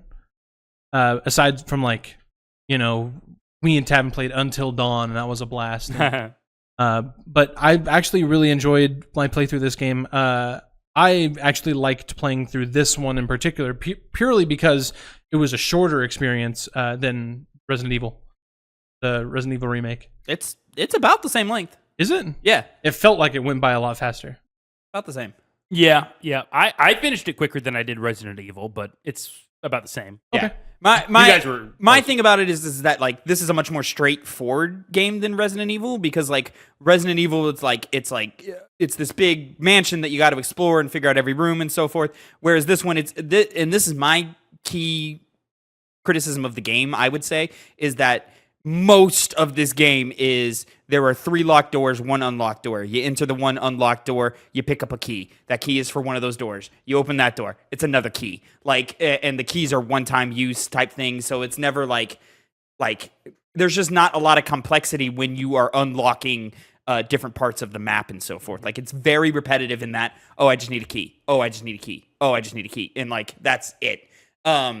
Whereas like in Resident Evil, it's like, oh, you got to go get 4 masks, and you got to go find those things, and then bring them back to this one location to progress down this other place, and then the only way to like, and then you get an item that is strictly for a puzzle in one room, and you go back to that one room and like figure out the puzzle and so forth. Yeah. Whereas here, like, I think most of the puzzles you can solve just by kind of fucking around a little bit. I think the closest this game gets to that aspect of Resident Evil is with the rings and the wooden doll you have to put together. Yeah. See, not even. I would argue it's only the tarot cards that are like that. Okay. No, I definitely say what Phil said as well. It's kind of the same system. Which... I mean, yes, in the sense that you have to go get a bunch of things, but that's every environment is go get a bunch of things. But this is like so there's 3 main areas, right? Yeah. Each time you enter the area, there's a big door with like 6 things that you got to go get, or 3 things for the rings, or whatever. Or I guess the ring is to get one of the things for the big 6 door, right? Yeah. Like you know what I'm saying? So like. You're going to the one big goal of just moving forward, but like all the little small goals like that lead you there are pretty much just key cards, or like a random rusted key for a gate or whatever. Well, and that being said, I think that works. I think Resident Evil is a better game. That might indicate where this is going on the list generally, but that's actually one of the areas where it does better than Resident Evil. Because what's the biggest criticism? Well, one of my biggest criticisms of Resident Evil. It was constantly being in situations where I'm like, okay, I have all of these things that I need for a puzzle or something that I need to progress. Now let me walk back to the item box so I have enough room to get that, plus all the other stuff. And this game has that same problem, with even more so to a degree, because the inventory is even smaller. And very often The inventory is the same. Is it the same? There's 6 slots for both games. Well, then I guess it is just objectively better, because it made it easier to go back when you did have a full inventory and get rid of your stuff. Whereas Resident Evil, sometimes you were going across the entire mansion just to put up an item, just to do one puzzle. And it was never fun. It was never interesting. It was just wasting my time. I'm going to push back against that and say that's a player error, because like there's just as much space. Honestly, there's probably less item boxes in this game than there are in Resident Evil. And like the way the speed at which your player the player character progresses through each screen is slower than Chris and Jill running around the mansion. It's slower, but again, the level design of being a lot more complicated, being a lot more extensive, and if you are deciding to get enemies, keep them alive, because I also feel like inventory management is more necessary in Resident Evil. And so you're having to leave more guys alive. Why is it more necessary in Resident Evil? Well, I felt like with Signalis... I just don't see this big difference that you're talking about. Well, Signalis, I never had an issue with getting ammo. Resident Evil, sometimes I would. And by that extension... again, I'm going to say that's a player error thing, that you just played a least efficient... You played Resident Evil less efficiently than you played Signalis. But you're saying the efficiency thing... It's like the nicest way to say skill issue. I will say I did beat this game quicker, Signalis, than all of you guys. That's my claim claim being so polite about it. I mean, sounds like player error. But you're saying... I get what you're saying, but you're saying that in the context of, you know how puzzles work to know what you exactly need when you need it. Because there's tons of parts in the game where you're like, what am I doing here? Oh, I need that item. And then you have to run back and get it because you didn't plan for it, or you didn't want to waste time keeping it in your inventory. No, Resident Evil. See, I feel like it happens just as much in this game. I feel like it happens less because you usually have items that you get rid of immediately. Because to me... As opposed to constantly have to keep them around. Because to me, you have your weapon, you have your health item, and then you leave the rest empty for key items. Yeah. When you fill up on that... Or when you fill up just picking up extra ammo, you run back to the box, you empty out your inventory, you keep your weapon, you keep your health item. And that's what I'm saying with the smaller level design. It makes it to where that's not as impactful. It's the same issue. It's an overall issue with Signalis as well, but it's not something that impacts it my point is, and I said this in the Resident Evil review, you played Resident Evil wrong. Because you had weapon, ammo, 2 health items. So that's 4 spots gone. You But know, even so then, you're like, discounting- whereas this one you had, I would assume, like me, weapon, no extra ammo, and health. But you're discounting what happens in Resident Evil with, once again, you're having to use multiple objects to complete progression through You're the game. discounting your and so you agency. never know when you're going to need what item. So either What are way, you you're talking still, about? you're still But going to that- inevitably the have to go back Signalis to the works box. Signalis works the same way because the key items go into the box, and then you open up and you go and you discover a new room, and you go, oh, there's a puzzle here. You either have the item and you immediately know what you need, right? Because the puzzle solutions are so simple in this game. Yeah. That where it's pretty much just like fit square block in square hole. Is it maybe for you? Is it the fact that the health items like stack? Is that why or? That might be it. Because I mean, but I mean, like. health was the big. I mean, thing like had. some of them do, or like they like. There's like three. as long there's as like they're the 3 or same- 4 health items and they stack, right? Yeah, as long as they're the same kind, they'll stack. And I would only Yeah. have one type of health item in this game. Whereas, admittedly, in Resident Evil, I always did carry a lot of healths. But again, that's you what can took take up a more lot of- damage in Resident Evil. You can't. I think you can because Yeah, a because little of bit more. the psychological damage from the radio enemies, which I love the radio enemies. By Not the way. on not on survival. you Uh, get hit like 3 times and you're dead. It's crazy. And dude, and then the patches, they do nothing. Like hardly anything. They didn't really do much for me. They didn't do much Yeah. for the base game. Yeah. Patches I burned like pretty much as soon as I got them because Like, I was like, I might as well just have them. For survival, the only ones that were any help were the repair spray plus and the Patches full and I love the Full I've injectors. injectors. Yeah, I'm sorry to Auto cut injectors. off there.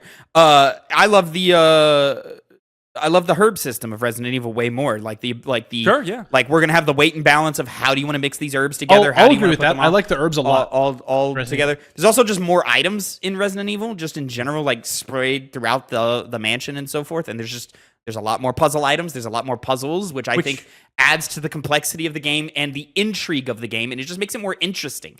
Where again, this one, I got a blue key.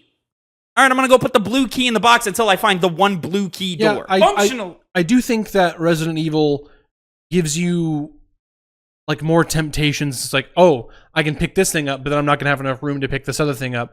So, whereas in Signalis, it's like, hey, I'll pick this thing up, but there's like hardly anything else in this room for me to pick up. There's maybe like 1 or 2 things in each room. Whereas there are some rooms in Resident Evil that have like 4 or 5.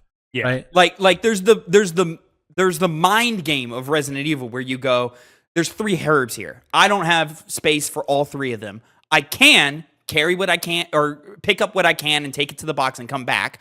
Or I can leave them here, know there's a health stash here, and know that I can get to it fairly safely. Maybe there's a zombie or a dog along the way or whatever. But now I know there's a health stash in this room. That never happens in this game. But that This- kind of extends to the issue of you having to go back in the first place. That again extends to my critique of your critique in that you're just a bad Resident Evil player.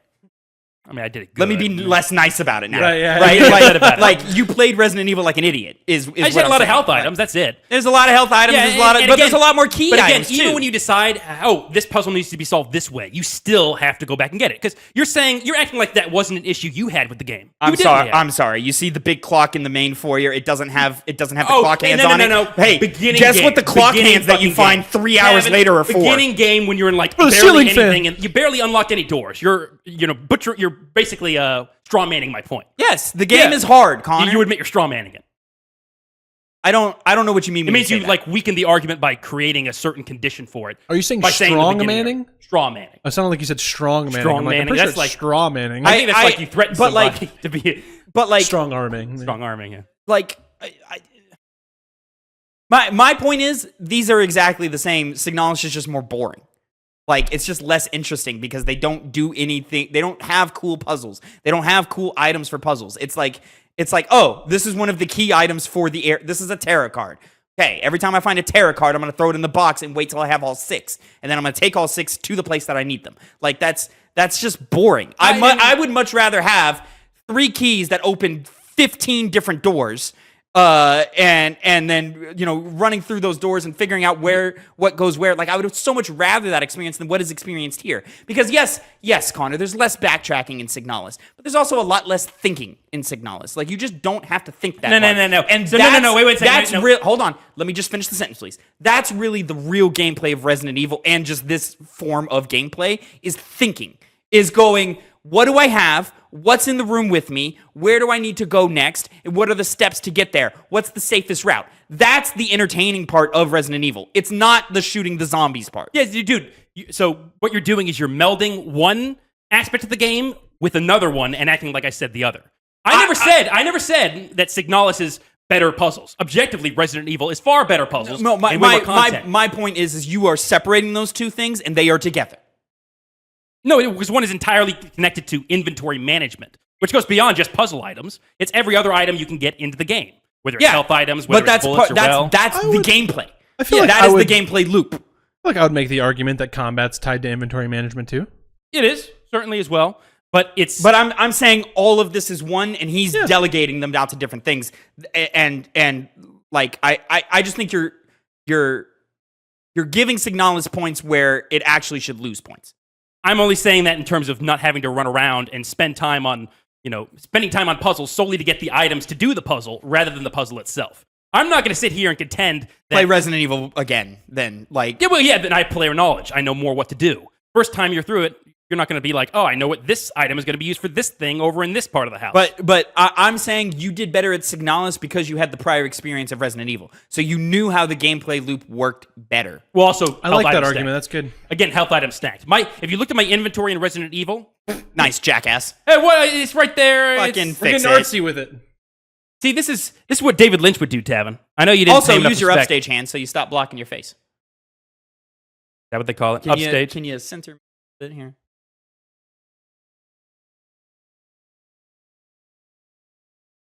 That you're perfectly centered. You're perfectly centered. You're perfectly centered. Right there. Connor Elliott, everybody. You're perfectly centered. There we go. But yeah, those with health items. Either way, I just don't think it's a problem.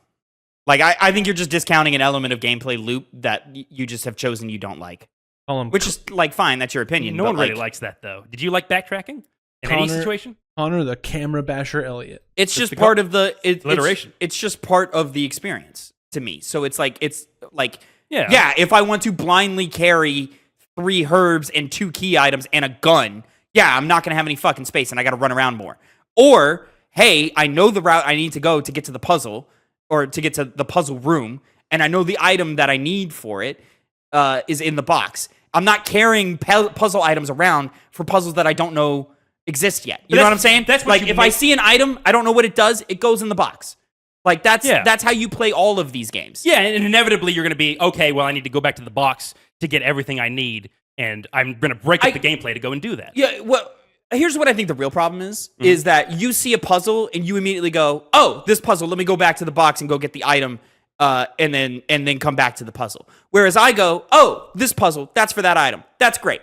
I'm on an exploratory run right now, so I'm going to keep going on my exploratory run until I fill up on inventory or have exhausted all other options. Because then my next route is planning, okay, what order do I want to do these puzzles in? But if you're going exploratory, as I did during that game, you're inevitably going to come up with the structure of Resident Evil. This has become a Resident Evil review rather than Signalis. I mean, it's a Resident Evil baby. Like, you know? Silent Hill 2 / more Resident Evil baby. Which, yeah, you probably don't even know. That prison area that you're talking about in the mines and so forth, straight up Silent Hill. Silent Hill 2 coded 100% Silent Hill 2. Yeah. Even that first boss that's in, like, the cage with the arms and things, straight up a Silent Hill 2 boss. You could say that's a copy. That's like a second boss.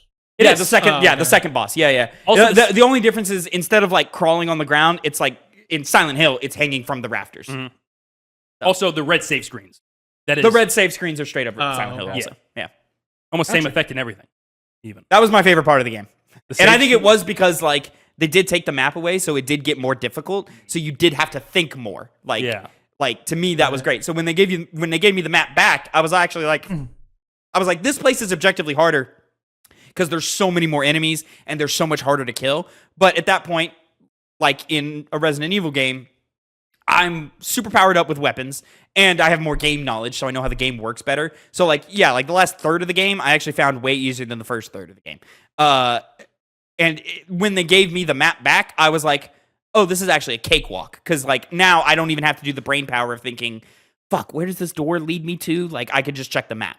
Yeah, it kind of trains you. Yeah. Which is why I liked that second area so much more, because it was like, And the extra puzzle of like the coded doors or the doors that you had to do the keypads for and all that, and they were specific for each key. I was like, oh, this is what I'm talking about. That's what I wanted from this game, and it's only in this section. And then the beginning third and the last third don't have anything like that. I really like the bosses in this game, especially the final boss. The final boss was the only one I was really like, this is a really good boss. It's a good boss. Not good for this game. No? They make it simple and slow so that you can easily get around it and stuff. But that like bullet hell stuff is just not great for how slow the gameplay is for this game. So like Elster's entirely too slow. Yeah, like I was just kind of like, yeah. Like as I was doing it, I was like, this is cool, but like, and it's definitely like it is objectively the best boss in the game. I don't like the first boss. First boss annoys me. Well, it's weird because then that first boss is just an enemy later on. I mean, he only comes up two more times. Two more times, yeah. Yeah, like so, and I didn't fight him. Maybe 3. I didn't. Is it a she? They're all women. Does it matter? Oh, just because they're all replicants. Robots. Yeah, they're all androids. I did like the mid Except for that one. Right. I did like the mid game. Well, actually, no, it's a person in a suit. Yeah, because it's an android in a suit. Like, they're basically like just the face model. Because you find the one that's like got broken legs essentially, and you're like, "Hey, you good?" And she's like, "I'm dying." Yeah. It is what it is. And I'm like, "All right, cool."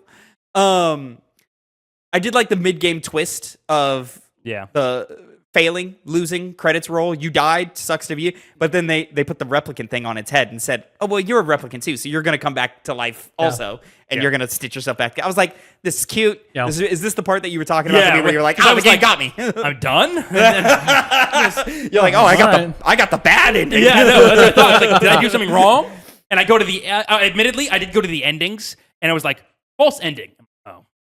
Oh, you had to look that up? Because I thought it was done. I was like, like, what'd I fuck up? What'd I do? To me, I was like, this is so clearly, like, something's wrong. So I just hit the continue button when it came, because it wasn't new game. Like, new game wasn't an option. Just continue, And when you load up the game, even when you have a game save file, when you load up the game, it does give you the option new game. Yeah. So when it was just continue, I was like, I see what you're doing. That's what I did first. I clicked continue, and it's the same exact thing as the beginning. So I was like, I guess that's it. You didn't notice the lighting difference? I did, but I thought that was just like I like the repeated motif of like being in the spaceship. In that first ship, yeah. Yeah. And so like that's where you open the game. That's where like you come back after the false ending and you have to run through all the different diagnostics, because in that like first check back after the false ending, you're in space. Like you're not on a planet anymore. You're literally still flying in space. Yep. And then, towards the end when you have to go through again, I really like just the ship in general. I like that whole repeated. And I've got to section. like, it's confusing. I wish I liked Weird. I wish I liked the gameplay loop better so that I would feel motivated to like actually see the full loop, because the entire game is on a loop. Like, because you end up dead in the same position that you found the dead body where you stitch yourself back together with and so forth. So I'm like, excuse me. In my head, I want to figure out what all of that means. I just don't want to play the game. I don't want to play the game. Processing trauma or something like that. Yeah. There's a lot going on in this game, and I really want to dive in and know all of its aspects. But the gameplay loop is just so basic that I'm like, I'm cool. I don't need to. How weird are those like first person segments? Yeah, very weird at first. Grew to love them. Yeah, grew to love them. I also, I know you had a love-hate relationship. I love the radio. I like that was the thing that I was like, okay, here we like every time they gave me a new gimmick, I was like, okay, here we go. I got to be honest. The first third of this game, I beat that first boss, which I believe is before you get the radio. Is before that, or is after the boss? I think. No. I think you get it before. Maybe it's like right before, but they don't like show. They don't tell you why you need. Like they don't show you the full extent of what it does. So before that boss, because you need the sheet with all the frequencies on it, and then you need the radio to unlock to open the safes and so forth. It has like a sword. Which one of them I never opened. So I don't know what that one has. But that it is what it is. Wonder what that would be.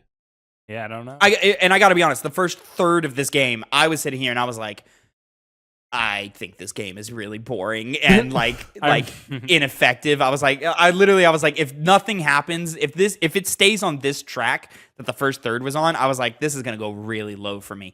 But it was about the time of the mid game refresh, the continue screen, all of that. That's when I was like, okay, now we're kind of cooking. And that's when they like really start revealing the story to you and giving you letters and notebooks that like actually tell you what's going on and so forth. I was losing my mind every time I picked up a fucking replicant model handbook. I was like, I don't fucking care. And like it's just that for the most part for like the first third of the game, and I was like, oh fucking Christ. But yeah, as soon as that death happens, and even like a little bit before that with like the second area and so forth, I was like, okay, now we're getting somewhere. Now I'm like really starting to engage in what's happening here. And then the last third I thought was a lot of like really interesting stuff narratively and so forth. But I thought it did get more simple mechanically. Yes. I mean, I guess, spoiler. Yeah, I want to talk about these endings. Yeah. So y'all tell me what happened in. So I got the promise. Y'all got Memory. Tell me what happened there. Go ahead, Connor. Okay, so basically, it's the exact same thing as what you saw in, what was yours again? Promise? Promise. So you go into the cryo chamber, you find Ariane, and when you go and you're like, hey, you wake her up, she doesn't remember you. Yeah, she has no memory of you. Really? But your character's fine with it, and basically just says, well, she doesn't know yet. She forgot the promise.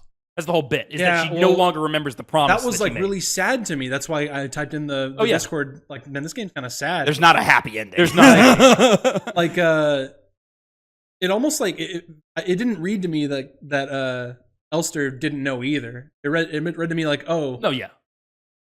She's like, she doesn't remember me, and now I'm super fucking depressed. Like, that's how it read for me. You're right, because the reason why I really like this narrative is because of how you can look into it after the game's done. Not only with things like the King in Yellow, because this is very much Eldritch based, especially with some of the other stuff, like with the secret ending. Is that a reference to a thing, the King in Yellow? It's a book. It's a book. Right, because you picked... Oh, it's a real book. It's a real book. It's a real book. Okay. Yeah, because you picked that up and don't do anything with it. It's in the same vein as like Cthulhu and H.P. Lovecraft. But it's not made, but it's like predates Lovecraft. Oh. And it's been basically included in that kind of stuff, in Eldritch being. It's the same kind of idea. Of a lot of people lump the King in Yellow and Cthulhu. Yeah. And between things like that and the German, because the German that pops up, apparently it says, I've seen bits of it, it says a lot of like relative stuff through the plot. I believe that. And yeah, you'd have to know German. There are several points, like, I think like when you finally beat Adler or whatever, like a big line in German comes up and I was like, that is probably important, and I've got no idea what it says. Whatever the fuck it says. Let me get my Google Lens. Literally. But all of this is to say that, I'm sorry to... No, you're fine. I was gonna go back and say about like Elster, like... Forgetting? Like, we're not ready? Not like about how Ari doesn't remember her, and she just kind of like slumps down in the position behind and she's just like super depressed. That's how I read it. And the thing is that her promise is, of course, to kill Ariane. Yeah. And the point I was seeing, I saw a little bit of discussion online, a lot of it having to do with the secret ending, that your character knows a lot more about what's going on than the really player knows. Yeah. And so which is kind of meta, because you're not going to get the secret ending your first time through, so you as the player who knows more. Yes. Player character also knows more now. Exactly. And she remembers the promise, she just can't go through with it because of what it means. So her understanding it more, that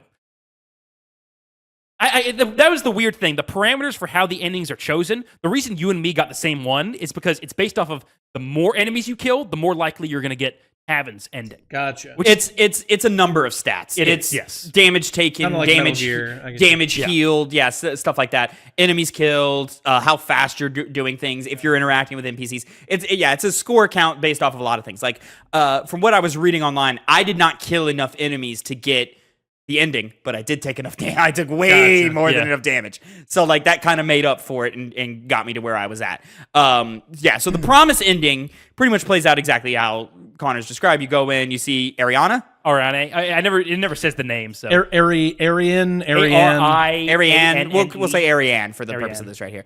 You see her, I believe she was already awake, and she's in there and she's suffering. And granted, like, maybe you saw the note too. There's a note a few rooms back where it's like, hey, you've made it, and you found it, because the whole crux is that you are exploring the galaxy looking for viable planets or whatever to live on, right? And so like it's like, hey, if you've reached this day, hey, there's nothing out there, buddy. Thank you for your service. Don't try and come back home. Don't ration your food. Let yourself die as quickly as possible. In fact, if you want to tell your replicant to kill you, go ahead and do that. Thank you for your service. And so that's when you realize what the promise is, oh, me, the replicant, I have to kill Ariane. And so you enter the room. They have because they have a relationship, you know, they have a very touching, like, little back and forth of, like, do you remember the promise? Yes, I do. It's okay. I'm okay with this. Okay. They, I don't know if they exchange a full kiss, but you definitely kiss her on the forehead and then you choke her.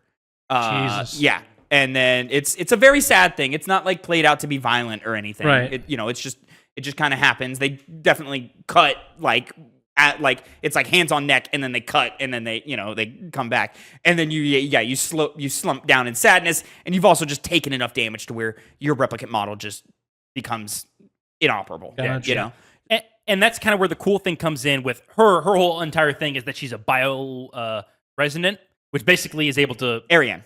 Yeah, Ariane, and she's able to make things into basically warp reality, which is the entire system of going through things over and over and over again. Yeah. It has to do, once again, going back to that Eldritch stuff, to do with like unknowable god that's trying to bring about a certain future, and Ariane is kind of the tool to do that.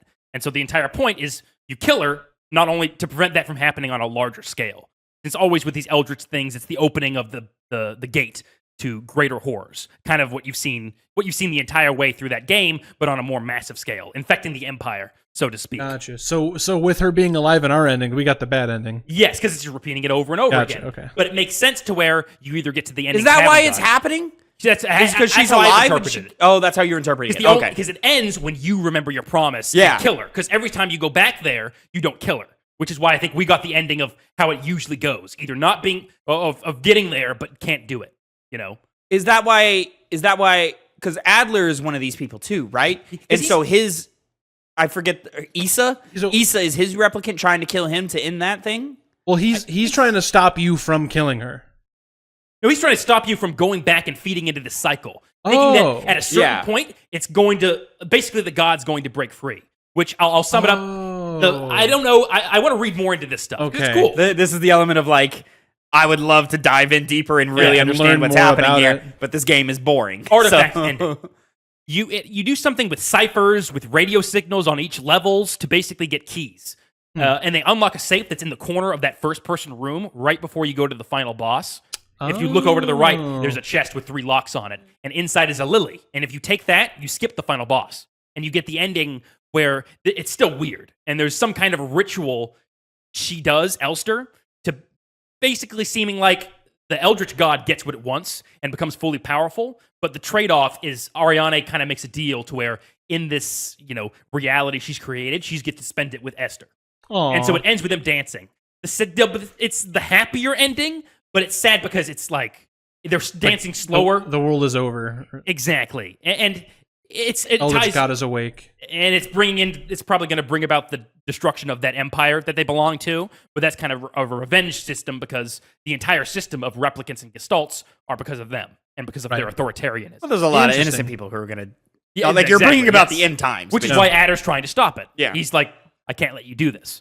And that's, I guess, kind of how the worst case scenario would play out, but they end up together in this. But the thing that I saw was being noted was that the dance they do at the end isn't as vibrant or as full as life as when you see them. I don't remember them in the dancing in flashback, but maybe that's just me being an idiot, or maybe I didn't see this scene. I don't know.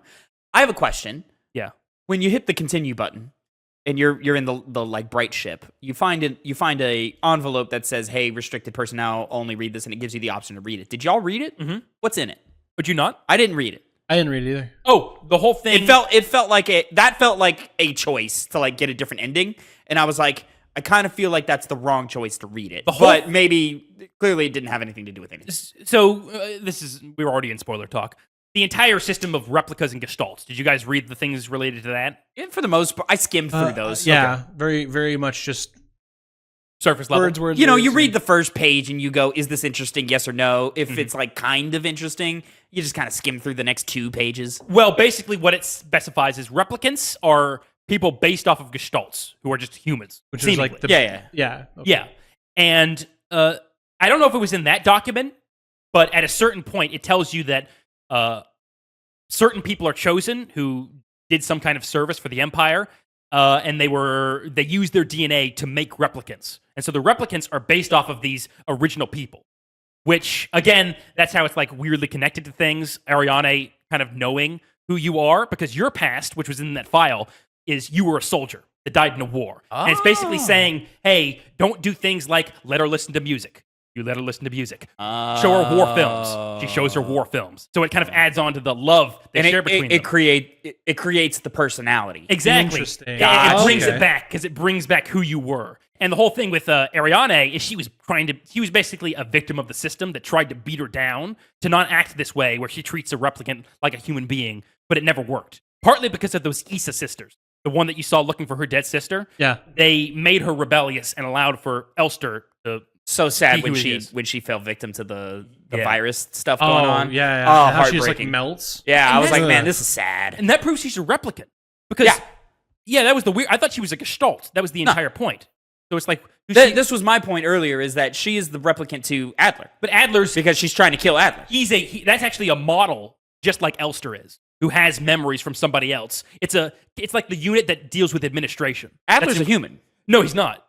Adler's a replicant, I'm pretty sure. Yeah, Is he really? It specifies Because he that bleeds. What? I guess we bleed too. But everyone never bleeds, mind. Yeah, the weird thing was his transformation into this cool looking skeletal thing. Was it cool looking? It's definitely not cool. It was not for definitely him. It was like definitely gross horrifying. and like yeah, It was cool looking. Bro was getting literally cooked. Like, But this is the kind of stuff I'm talking about. The narrative's really stabs interesting. us in the because- eye. the narrative is quite interesting. Yeah, and as you're talking, Connor, I'm like, oh wow, this is even better than I thought it was. This is surface level Yeah. looking on my part. He stabs us in the eye. Like, does. this is A lot of stabbing 100%. in the eye. This is Yeah. 100%. He gets stabbed in the eye. We get stabbed in the eye. Issa gets stabbed in the eye. I gotta figure out the relevance of us getting stabbed in the eye. Also, that felt like such a thing for Adler to do it, and then us to shoot Adler. I was like, so that's a mere reflection of his scene that he did it. So I'm like, what the fuck does that mean? Like, yeah, there's so much like really cool Like, meta, the parallels that go on, metaphorical stuff going on in this game that I like really want to dive deeper into. But the gameplay doesn't lend itself as much to that kind of experience. Like, it's just not bad, but it's like this. No, it's not bad. It really Good, is. It really but- isn't bad. It's just for a game from the 90s to be able to give us more complexity than this. 2000s. 90s. 'cause, Technically 2000s. He's referring to the original I know. Resident The Evil, original and the game. remake. because even like RE1 and RE2 are more interesting than this, like just from a design perspective, like how do you explore the environment? How do you do all these things? I also, again, the atmosphere for this game did nothing for me. How'd you like Almost turned it Bill Sing. it? Yeah. I remember response is like very awkward. But did you like the style of the game? Yeah. Because I get it's a taste thing, so I didn't know if you would like it or not. I was super into like you talking about the like art style. Yeah, the art style. Yeah, really no, liked it. I think it's good. I just don't think it. I don't think it creates a like tense atmosphere. And I also think part of the problem is this isn't 100% true because there are screens where the map does scroll as you traverse through it. But for the most part, the camera angle is 100% of the time the camera angle is exactly the same, right? And that's what I like about Resident Evil is that they use the camera to their advantage. Yeah. So like when you jump to a new screen, it like there's a level of unknown which builds tension, right? does, yeah. That doesn't really happen in this game. See, for me, the like art style and kind of like the pixelated, kind of like blocky stuff, especially in like the first person segments, like that kind of added on to like the not like kind of like tension and like kind of mystery of it, especially when we're on the beach. The first person segments definitely added to the intrigue of the game, but like I was never tense, I was never scared. To your point, Connor, if I got hit, I was more annoyed than anything. I take it back. I said my biggest critique is the how everything is just one key for one door. My biggest fucking critique of this fucking game, never do this again, developers. I appreciate the swing, all right? I appreciate the choice. If you're making one of these types of fucking video games, okay? If I click on an item and I have to read the description for the item to know what it is or for a doorway or something, pause the rest of the game. Stop making me get hit while I'm reading an item description, or I can't pick up an item that's on the ground, even if I know what it is, and I just can't pick it up because I got hit. Stop that. Don't ever do that again. You know what this is? This is a symptom of being anti-Dark Souls. That's all it is. No, I just It's feel like- anti-Dark Souls no, because in behavior, Dark and he Souls, just hates it's- FromSoft. He hates on them any chance he can get. But He'll say Connor- FromSoft is bad company. He relishes in it. And This fucking guy. Listen, you can go click it, and if you can't deal with the enemies around you, well, you don't deserve that item. You don't deserve it. But the maps are so small; they get to you so fast. Some of them like fucking Book it! Oh, yeah. Especially the long neck ones. The who, long, like, reach. yeah, the ones with the Yeah. big nose and Yeah. shit. Those guys straight out of Silent Hill. Yes. Very mannequin coded. Oh, very mannequin Yeah. coded. Very mannequin coded. I didn't have an issue with it because I like that kind of stuff. But it didn't happen when you were doing like reading stuff. Items. all When the you're time. reading like letters and stuff, and it Yeah. like blacks out the whole screen. No, but like if Okay, I'm yeah, going to a door, or if I'm picking up bullets, or if I'm picking up a key item, The door? Oh, I see. Yeah. The door, that doesn't Do you matter want to the most, unlock this door using Yes, this key? yeah. or hey, this door is locked. Go find X key. Hey, well, I can't figure out what X key I need for this door. That's if true. I can't read it. And every time I get hit while I'm reading, and the text goes by Yeah. so slow, I can't read the description of the door. And then I get hit, and then I'm in this vicious cycle. And this brings me to my other complaint about your thing of like, oh, you don't need to kill that many enemies. I do when I need to read the fucking door description. Fair enough. So, But here's the thing, real quick. Go ahead. It wasn't even a criticism of your point. I was like, even Dark Souls made you invincible when you're opening doors. It's true. Yeah. Let's rank it. Yeah. Let's rank it. Ladies and gentlemen, of course, we rank every game that we do in this series. Can you believe we've been going an hour already? I know. Or nearly an hour? I was looking at it and I was like, oh my God. When it hit, Connor saw me do it, but when it hit 50 minutes, I looked over and saw it hit 50, and I went, holy shit, that was fast. The list is as follows. Read it, bitch. We got number 32, Fable. Number 31, Bioshock. Number 30, Donkey Kong Tropical Freeze. Number 29, Prey. Number 28, Tomb Raider. Number 27, Alan Wake. Number 26, Batman Arkham Asylum. Number 25, Uncharted Drake's Fortune. Number 24, Halo Combat Evolved. 23, Dead Cells. 22, Shadow of the Colossus. 21, Mario 64. 20, Resident Evil 4. 19, Portal. 18, Banjo-Kazooie. 17, Ratchet & Clank. 16, Pokemon Soul Silver. 15, Severed. 14, Resident Evil. 13, Chrono Trigger. 12, Dishonored. 11, Metal Gear Solid. 10, Shovel Knight. 9, Portal 2. 8, Doom 2016. 7, Yakuza 0. 6, Metal Gear Solid 2, Sons of Liberty. Dang. Long list. 5, Hades. 4, Final Fantasy 7. 3, The Last of Us 2, God of War Ragnarok. And number 1, Metal Gear Solid Snake Eater. Solid list, if I do say so myself. If I do say so myself. I do say so myself. Who wants to start the bidding? I'll start it. I was going to say, nose goes. I'll start it. Yeah, when I was in the first third of this game, I was pretty low on this game. Not because I didn't think I it knew was you were. high quality or anything. I obviously saw the quality in it. I just didn't think it was very effective, and it was a game that I was like, oh, this is going to leave my mind as soon as I finish playing it, right? As I progressed, my feelings on it changed and improved greatly. The narrative I do think is great. As we had that conversation about the narrative and so forth, it improved even more. However, I just really think this gameplay is so basic, and they make a couple of small sins that I think really hold itself back, that they could have fixed and not done that to themselves. So for me, in that first third, not kidding, guys, I was like, this is going to go below Bioshock. Because at least Bioshock had a cultural impact. Whether I agree with the cultural impact or not, at least it had one, you know? But for me, now, today,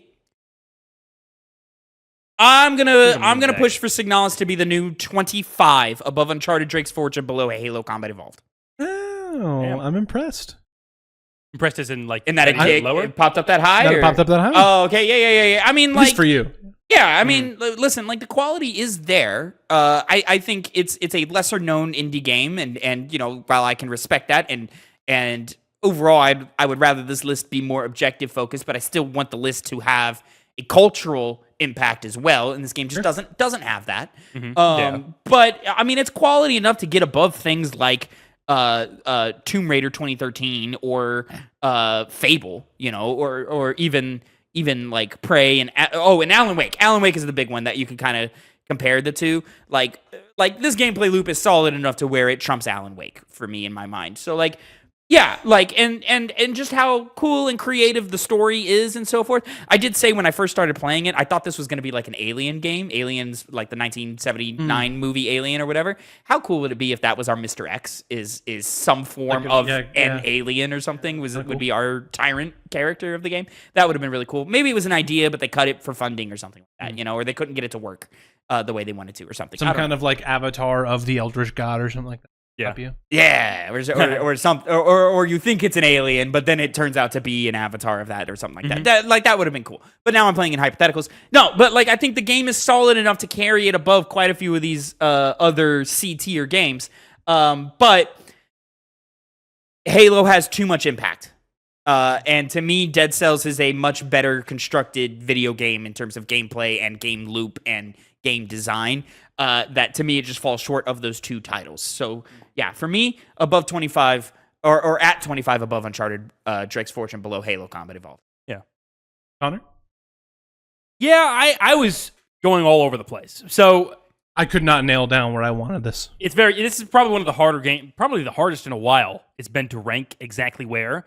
Because part of that is personally, I would rank it all the way above Resident Evil. But that's my own personal opinion. Above Resident Evil 1? I like it more, yeah. That's at the new number 14? Nowhere near there. It's not going there. He said, hold on. That's my opinion. I'm specifying my personal opinion. I will never object. Like, if I'm, as we do on this podcast, Tavin, you already kind of said it, we go more objective. We toss aside our ideas. It's why Phil didn't rate Pokemon Soul Silver above a lot more other games than you otherwise would have. I would have been outvoted anyway, so. That's true, but either way. You did because we're intelligent. Oh, are you referring to when we mathematically ranked them? Yeah, okay. So it's lower than Resident Evil. I gotta go back and listen to the Severed review. Why did we put Severed above Pokemon? That's what I'm saying. Because Severed was such a unique experience. It is being able to play just dealing with all of those different enemies and switching between them. Yeah. And having basically like this rhythm combat. Yeah. It was very smooth and fun to play. Yeah. And the narrative was also interesting. And it evolved on its gameplay, Yes. and the narrative was great, and the art was great, and the gameplay loop was unique and so forth. And y'all- well designed, unlike this game. This game's well designed. It's bare minimum well designed. Bare minimum. Well, says someone who put it below Halo Combat Evolved, because it's going beyond that a couple of spots. And You're gonna put this game above Shadow of the Colossus. Oh yeah. I'm gonna put it above Resident Evil 4, below Portal. Number 20? Yeah. Insane. That's too high. Insane. That's too high. Yeah. One of the big reasons is Resident Evil 4. I was done with that game like almost like a little over halfway through. I was like, okay, I'm done. And I was not done. And I had a lot more to go through. Signalis, at least, even if like the weakest part is the beginning of the game, but by the time you're past that, you're invested in what the game's having to show you. I was kind of done in the last third of this one. Yeah, of Signalis. I was kind of done in the last third. Well, not that I thought the quality dropped off. Like I genuinely think Resident Evil 4's does. But I disagree. Like after we got past the prison segment, I was like, we could be done. Well, yeah. I will once again just to finish off my point. It's going below Portal. I was tempted to put it above Portal solely because as good of a game Portal is, I can't remember anything from that game. Portal 2 always enters in my mind. 2 hours long, so and that's kind of the problem, where it's like Signalis is able to do way more with in the same kind of time frame. But I don't Portal believe I'm sorry, I keep cutting you off. No, you're fine. But Portal is just made so clean that I can't put it above that. I don't think I'll remember much of Signalis past this review. Fair enough. See, I'm not sure if I will either. So before I heard Tavin, right? Keep kicking you. Oh, keep going. Before I heard Tavin mention keep kicking that he put it above, because the real crux for me is the fact that Batman Arkham Asylum is below Uncharted, right? Why did that happen? Look at this guy. It's me. It's true. Oh, well, it had to be two of us, so it had to have been me too. Yeah, it must have been. So I would definitely put this game above like everything below Batman, right? But would I be so bold as to put it between Halo and Dead Cells? Would I be so bold? I'm with you. I think Batman's a better game than this. But this game is much better than Uncharted 1 for me. So I think Tavin made a good point about cultural relevance and like significance and how kind of like stuff stays with you. And I think I'm going to agree, and I'm going to put it at the new number 5. Put it at the new above Uncharted, below Halo Combat Evolved. That is how it goes. I will say, off of cultural significance alone, and I can make arguments for other things as well, but cultural significance alone, putting this game above Shadow of the Colossus is insane to me. Again, I come from the perspective of that matters a lot less comparative to things like that, because Shadow of the Colossus, its story isn't as interesting.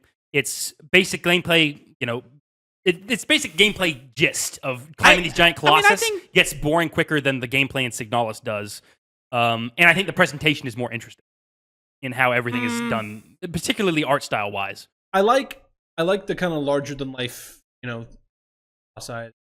I do. In Shadow of the Colossus. I think I would like that feeling of like climbing them and like the whole grip mechanic. I think I like that more than some of the stuff in Signalis. Fair. Yeah, there's a lot of your points here that I can understand. I disagree with most of them. I think for your point about story, the difference between this game's story and Signalis' story is Signalis at least has text. This guy was Shadow of the Colossus being... Shadow of the Colossus just kind of... I mean, yes, there's spoken dialogue in that game, but not until the random soldiers come in at the end, right? Or you'll get a word from the Colossi, maybe, I compare them because they're similar kind of storytelling ideas where they're not just telling you things. Yeah. I just think... Shadow of the Colossus. I think if you strip the text away from Signalis, it's the exact same. But I think our discussion kind of proves that Signalis has a lot of interesting things to say narrative-wise. Whereas the Shadow of the Colossus, we're like, he's trying to bring back his dead girlfriend. Right, but if you just throw in a bunch of ancient tablets that you have to read during Shadow of the Colossus, then it again evens the playing field again. Depending on what the writing is on those things. But and I almost want to give Shadow more points because it's at least bold enough to be like, no, fuck it, 100%. What do you interpret? Well, but there's not only much. I think there's only a lot to interpret, at the end when the switcheroo is given. Sure, yeah, because they make you go kill 16 things in between. And to your point of gameplay loop, I'm half in, half out on that. I think there's just not a lot of context you can add to Shadow's gameplay loop to make it more interesting. Whereas in this one, context is literally everything to this type of game. So it inherently, as long as you do something different from level to level, it's going to extend the life of that game. You know what I'm saying? Yeah. So. But so it lies. New number 25, ladies and gentlemen. Let us know down in the comments below where you would rank Signalis if you've played it, or if anything on this list bothers you insanely, like maybe a BioShock is too insanely low. Whose idea was to put it that low? No, the world may never know. You'll have to go listen to our BioShock review. Anyways, they can't understand. Oh, I see what you're doing. I see cameras. Cameras. Anyways, it's in a good spot. At this point, gentlemen, is where we decide what we're playing for the next month. So for the month of March, we are going to determine right now what we are playing. This could be one of two things. Let me get the words out. This could be one of two things. When we started the show, we had a grand picker wheel in which we threw in, I think it's literally over 100 games still, and we let a spinner wheel decide that. Well, the issue is it is still over 100 games because we put the original versions of the games, and then we're going to add sequels in as we go. To it, and so it's really hard to take things off the list, you know?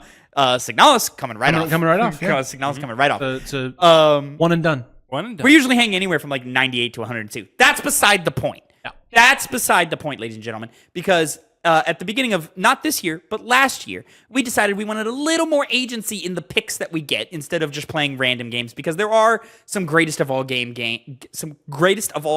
games that we feel we want to get to sooner rather than later. That's why you see 3 Metal Gear Solids on the list. That's why you see Pokemon Soul Silver on the list, Final Fantasy VII on the list, etc. And how we do that is we alternate 1 month Phil picks, 1 month Phil picks, the wheel picks, I pick, the wheel picks, Connor picks. I don't think it's exactly that order. Started in January. You get the general gist of things. It is Phil's month to pick.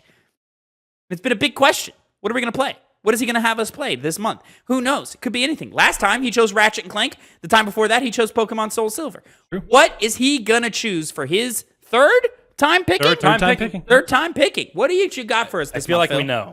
Well, gentlemen, we mentioned that we alternate, right? Like Tavin just mentioned. And when he mentioned that at the beginning of the episode, I may or may not have just remembered that, yeah, it's my month to pick. That's funny. So throughout the episode, it was been in I the thought he back. had this selected like 3 months ago. I know. It's been in the back of my mind, right? Gentlemen, we all know me, right? Unfortunately. We all know what Phil's, top like favorite franchises of all time are, right? Even more unfortunately. And so, gentlemen, I think it's about time I think I know. that we play through Kingdom Hearts. Okay. I thought you were going to do the switcheroo of, we're going to play through Mass Effect. And I was waiting for the reaction. In my head, I was like, please no Jack, please no Sonic, please no Jack, please no Sonic. And for a second, I'm out with the Tavin Sonic because I was afraid that was going to happen. I'll Play through accept. Kingdom Hearts. I'll accept a Kingdom Hearts. I'll accept a Kingdom Hearts. Spend time.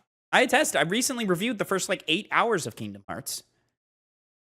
That game is more interesting than I initially gave it credit for when I first played it. Well, you did not have a very fun time during our stream. Right, because it's a poorly made video game. But artistically, it's interesting. I'll find out, Phil. We'll find out. Connor, this will be your first time playing Connor's Kingdom never Hearts 1. played the first Kingdom Hearts, yeah. Time for me to get in. I have the game, I believe. I don't know. Yeah, because I got 2.5, the special. 1.5 and 2.5 I have remix. As I forget which one I have. I have one of those collections. You have the collection. The big one? Yeah, the That's big how one. we're always going to play it. Okay. It's like the Because only there's one, one that PS only has 1 and 2 and maybe 1 or 2 other things. It's not like the big collection. Smaller collection. Pretty big collection. I think that's the one you have. The big one? No, you have it has Kingdom Hearts 1.5 remix, Chain of Memories 2.5, Birth by Sleep recoded movie 358/2 movie. That's the big one. Right, but what you're describing the Yeah. second time. I'm saying, but there are 2. There's a second one. The other combo has fucking Final Chapter Prologue, Dream Drop Distance. That's what I have. Why do you have that one? I don't know. I don't know. Why would you have that one? Why don't did they? know. Why did they make that one? Oh, no, because I wanted to play Dream Drop Distance. Oh, okay. That was my thing, and I never played it. Not a bad one. I heard that was the best one outside of 2 and 3. 2 and 1. Ladies and gentlemen, we will see you again Up there. April 7th with our review of Kingdom Hearts 1, technically 1.5 Final Mix, what the fuck it's fucking called. So until next time, have a great time. Let us know down in the comments how you feel about all of the things that we just talked about for the last hour and 12 minutes. And goodbye. Fuck off.